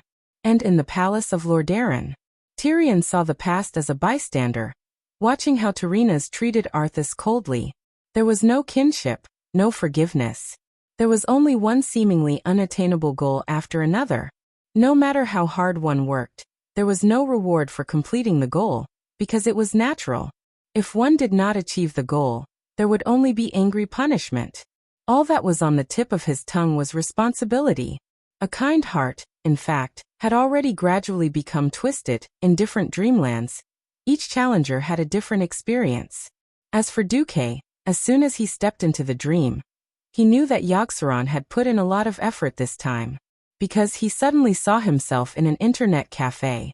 Every night, in the deepest part of his mind, he would always recall that memory. More than 10 acquaintances and brothers and sisters from all over the country, forming a 40-man party. In the voice chat group, they shouted at the top of their lungs, giving commands, screaming in pain when the party was wiped out, and the ecstasy of finally defeating the boss after so many hardships. He still remembered the first time they formed a party to fight the Molten Core. They actually died in front of the 2 Molten Core giants at the entrance for the whole night. He still remembered the first time they fought the 4 horsemen of the apocalypse. They were stuck for 2 whole weeks. Almost every night was 8 hours of high-intensity exploration. The moment the boss fell, the whole internet cafe boiled. As if the cold tap water had instantly boiled to 100 degrees. Ha! Passed. Finally killed this boss. Duque shouted wildly, raising his hands high. But in the midst of joy, he suddenly had a question. Where's my Aurelia? Where's my harem? Did you become stupid from playing games? Aguang laughed and scolded. We're playing games? Duque's smile suddenly turned bitter, because he saw that in his retina, the label for Aguang was clearly Yogg-Saron's tentacle. Duque suddenly sighed. No wonder Yogg-Saron is the evil god that's best at currying favor. If it weren't for the system elf, I would probably really think that what happened to me in Azeroth was a long-ago dream. When I really believed that it was a dream, I would naturally betray all of Azeroth. Unfortunately, I can't go back. I, Duque, am already a demigod in Azeroth. With a slightly gloomy smile, Duque snapped his fingers. Almost instantly, all the friends sitting next to Duque in the internet cafe were lit up like human torches.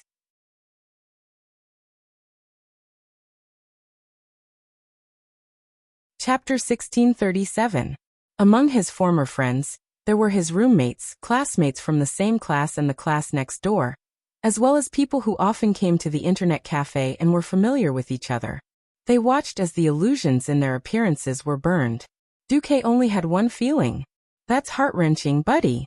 Duque was so upset that he was about to cry. However, this was a mental attack.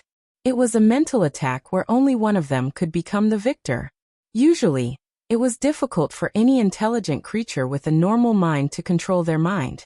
There were only 2 ways to control a creature with high intelligence and combat power in the shortest amount of time with the simplest violence. Severely injure its mind and wear down its intelligence. The mind-weakening spell was easy to understand.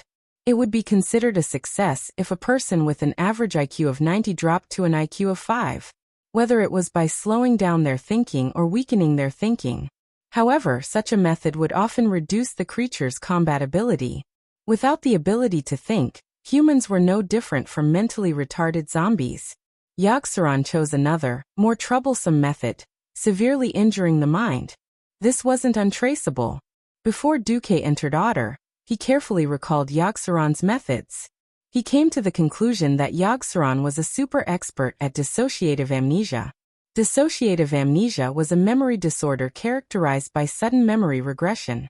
The disease was caused by great pressure or trauma, such as witnessing the death of a loved one. The patient forgot the painful experience, as if the memory had never happened, living in a self-deceiving lie. Take Taurem for example.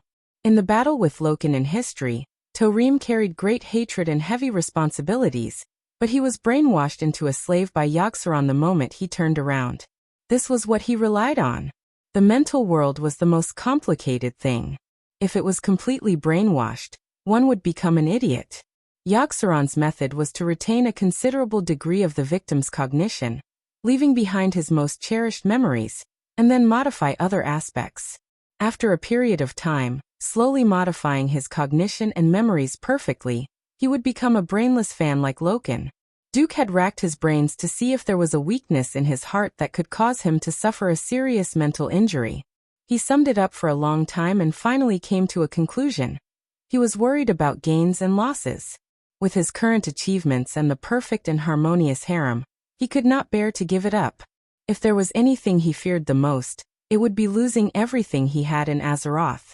Therefore, after Yogg-Saron expended a Herculean effort, and used an undetectable method to bypass the protection of the system elf, and peek into Duke's memories, it was easy to imagine what kind of attack he would launch. Duke had set a trap for himself. If he recalled his memories of the Celestial Empire on Earth, then he would automatically activate the system elf's prompt. This move saved Duke. Ha ha ha ha. Guang turned into a flaming skeleton in the fire. Duke calmly turned around. If he were to face this crazy skeleton, he would lose his sanity every second. He really wanted to light a cigarette, but unfortunately, Duke did not smoke. After some thought, a crystal glass made of frost elements appeared in Duke's hand. It was filled with psychedelic and colorful liquid arcane energy. Since it's a dream and I can't even open my storage space, then this is it.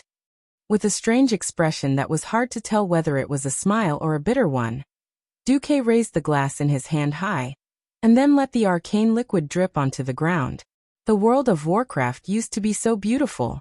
For it, some people climbed over the wall to go to the internet cafe in the middle of the night. For it, some people wrote novels for 2 hours every day, and then worked in the world of Warcraft for 12 hours every day. For it, some people woke up in the dark to turn on the computer during the night shift in the factory at 3 in the morning, just because Duke, the guild president of the guild, called them. Hello. XX, I'm online for a fight. Everyone had fun, played, celebrated, and been heartbroken inside. It had been more than 20 years since he entered the world of Azeroth, and that memory was already very distant. It was the end of an era. But for the traveler Duke, it was also the beginning of an era. Looking at the arcane liquor sprinkling in the air, Duke murmured to himself, "To salute our lost youth." Right. Duke would miss it, but he would not be infatuated with it.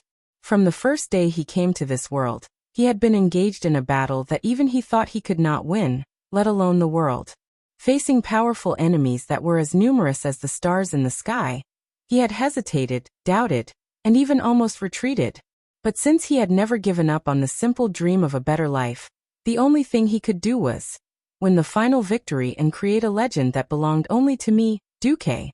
Following Duke's murmurs, the dream in front of him seemed to respond to his words. The wall of the internet cafe disappeared without a sound.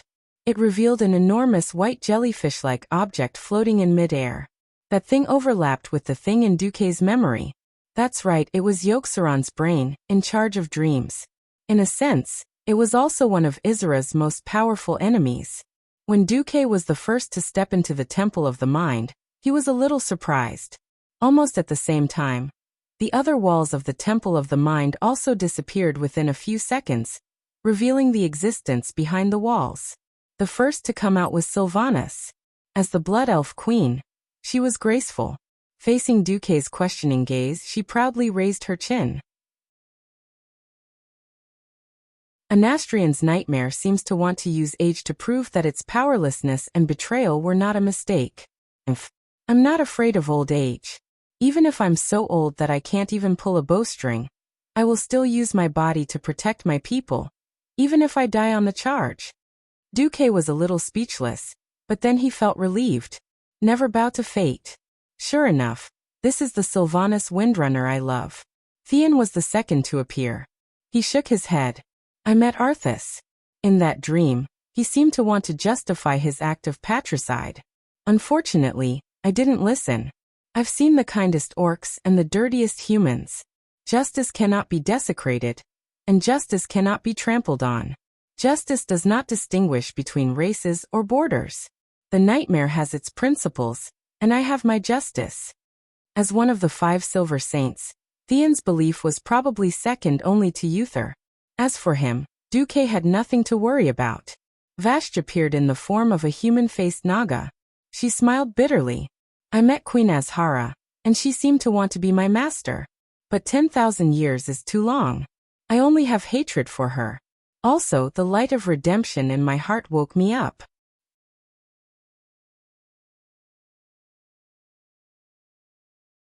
Chapter 1638.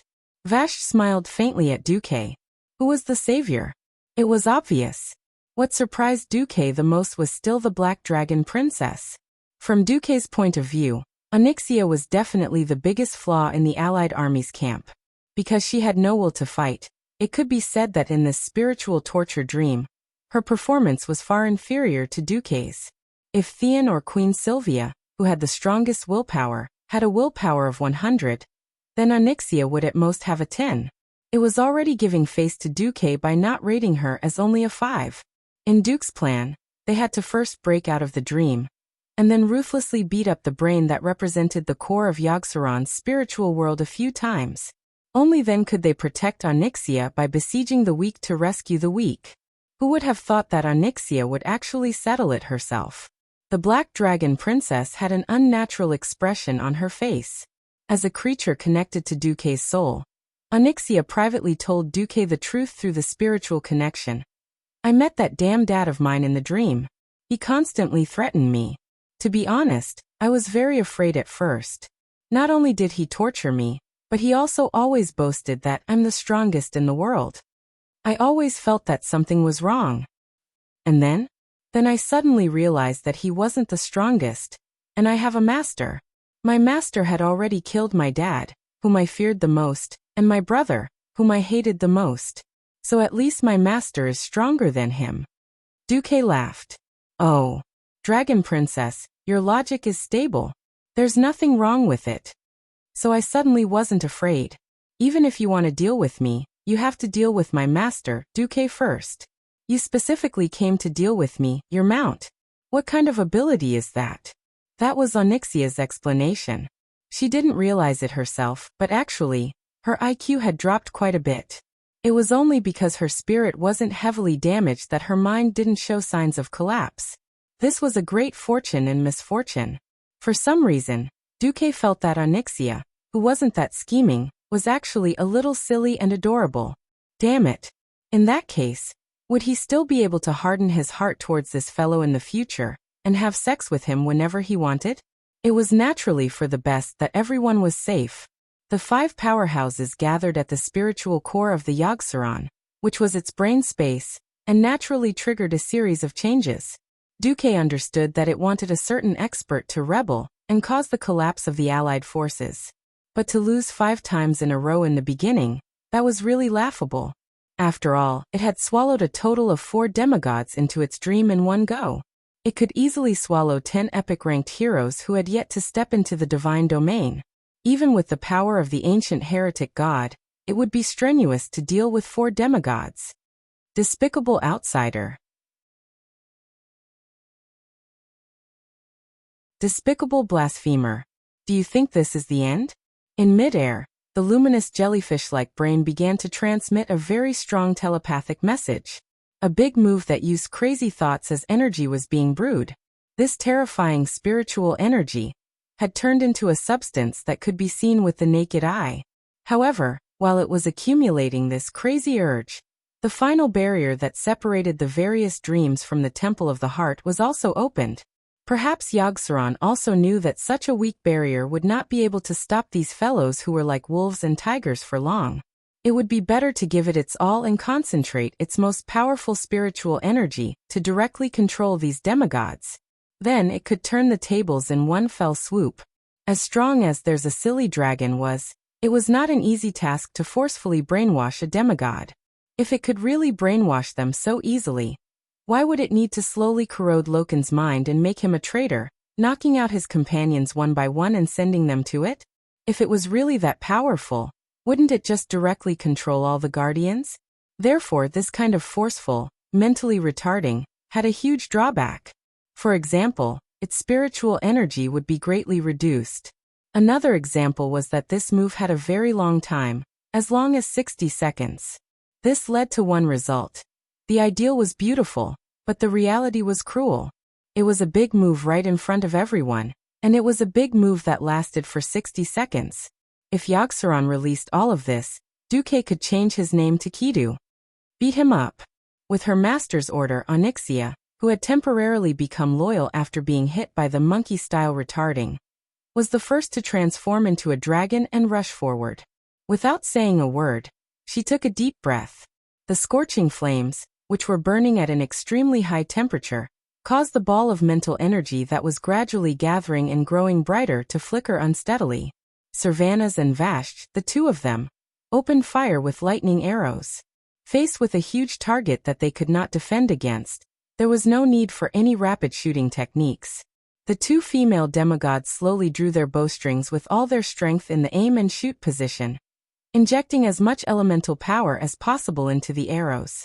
Then, as if cutting through the entire Temple of the Heart, two arrows streaked through the void. The scene in front of them seemed to have been cut into 3 parts at once. Evil God, your destiny is destruction. Theon exhaled and raised Ashbringer high in the air. The broad blade was filled with golden holy light. He seemed to be using his actions to illustrate the saying, "Justice may be late, but justice will never be absent." The weak spatial structure showed signs of collapsing under Ashbringer's full force strike. The white tentacles that extended from the huge translucent brain all turned into ashes the moment they touched the golden holy light. The huge brain that had swelled to the size of half of the temple performed a real brain atrophy in front of the 5 people. To them, it was no longer a brain, but more like a dried walnut. When the 4 people looked at Duque laughed, as if he was talking to himself or mocking them. "You think you're invincible? Time is indeed a good thing. You were beaten up so badly by the Titans 25,000 years ago, and you've forgotten about it. In terms of strength, you're courting death if you jump out now." As he spoke, Duque finally used the long-awaited Song of Light and Shadow in his right hand. With the divine artifact Helix in hand, it shone with a dazzling golden light.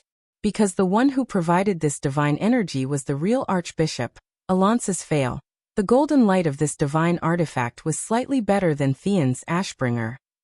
Duque's smile grew wider. "A brain is a good thing. I hope you have one." "Yes. I'm not talking about this thing that only has capacity but no practicality. I'm talking about a real brain." With that, Duque turned into a magnificent light that lit up the entire temple and slammed into the huge walnut brain in the air. At the same time, the people of the Alliance who were fighting with the tentacles outside were pleasantly surprised to find that Yogg-Saron had finally revealed its true body. It was no longer in the spatial rift, but had truly descended into this world. They could beat it up now.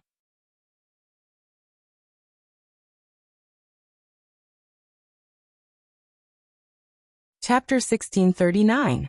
To be honest, Duque really did not know where the ancient gods got their confidence from. If they had gathered together to cause trouble like in the ancient war 10,000 years ago, the Alliance army of Azeroth would not have been able to withstand it. Now that they had insisted on sending them one by one, Duque could only chuckle. However, thinking about it, it was not difficult to understand what they were doing. During the Dark Empire period 25,000 years ago, it was the era when the ancient gods and a few elemental lords divided up the ancient Kalimdor continent. It could be said that each had its own pit, and no one could do anything to the other. It was not easy to have a chance to dominate the world, so of course they would seize it. Fortunately, this was the case. Otherwise, if a few malignant tumors were left on the planet, Who knew what kind of trouble they would cause in the future? If they ran out to cause trouble during the Burning Legion's general attack, that would be painful. Now Yogg-Saron was forcibly pulled out from the void in an incomplete state. It looked like Duque and the others had blown up the blue cover around its body. For a moment, all the experts of the Alliance army poured their firepower on Yogg-Saron's huge and ugly body.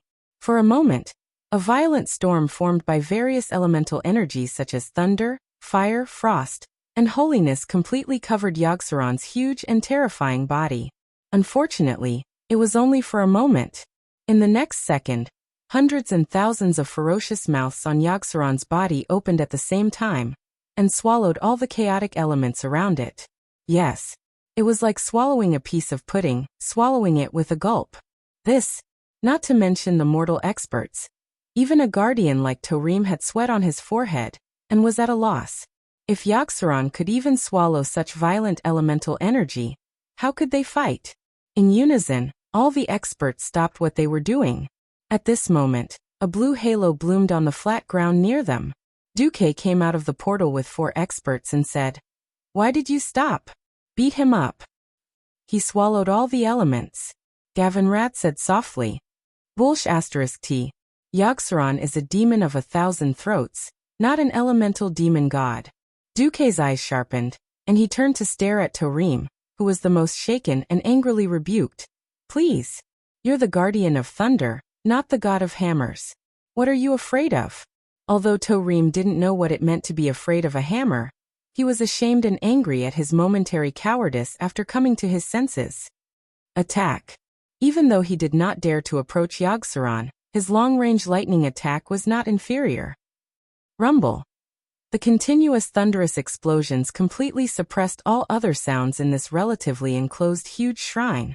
Enraged, Yogg-Saron opened its 1,000 mouths full of sharp fangs and let out a deafening roar that even drowned out the sound of thunder. "Your laughable magic is not worth mentioning to me. Enough. I'm sick and tired of all these tricks. Accept the end that the great true God has bestowed upon you." Nearly 10 balls of brilliance floated on the shattered ground of the great hall. Of course, Duque knew what they were. He waved a tiche and extinguished the openings of the space passage like a game of whack-a-mole. Hee hee. Yogg-Saron let out a mocking laugh.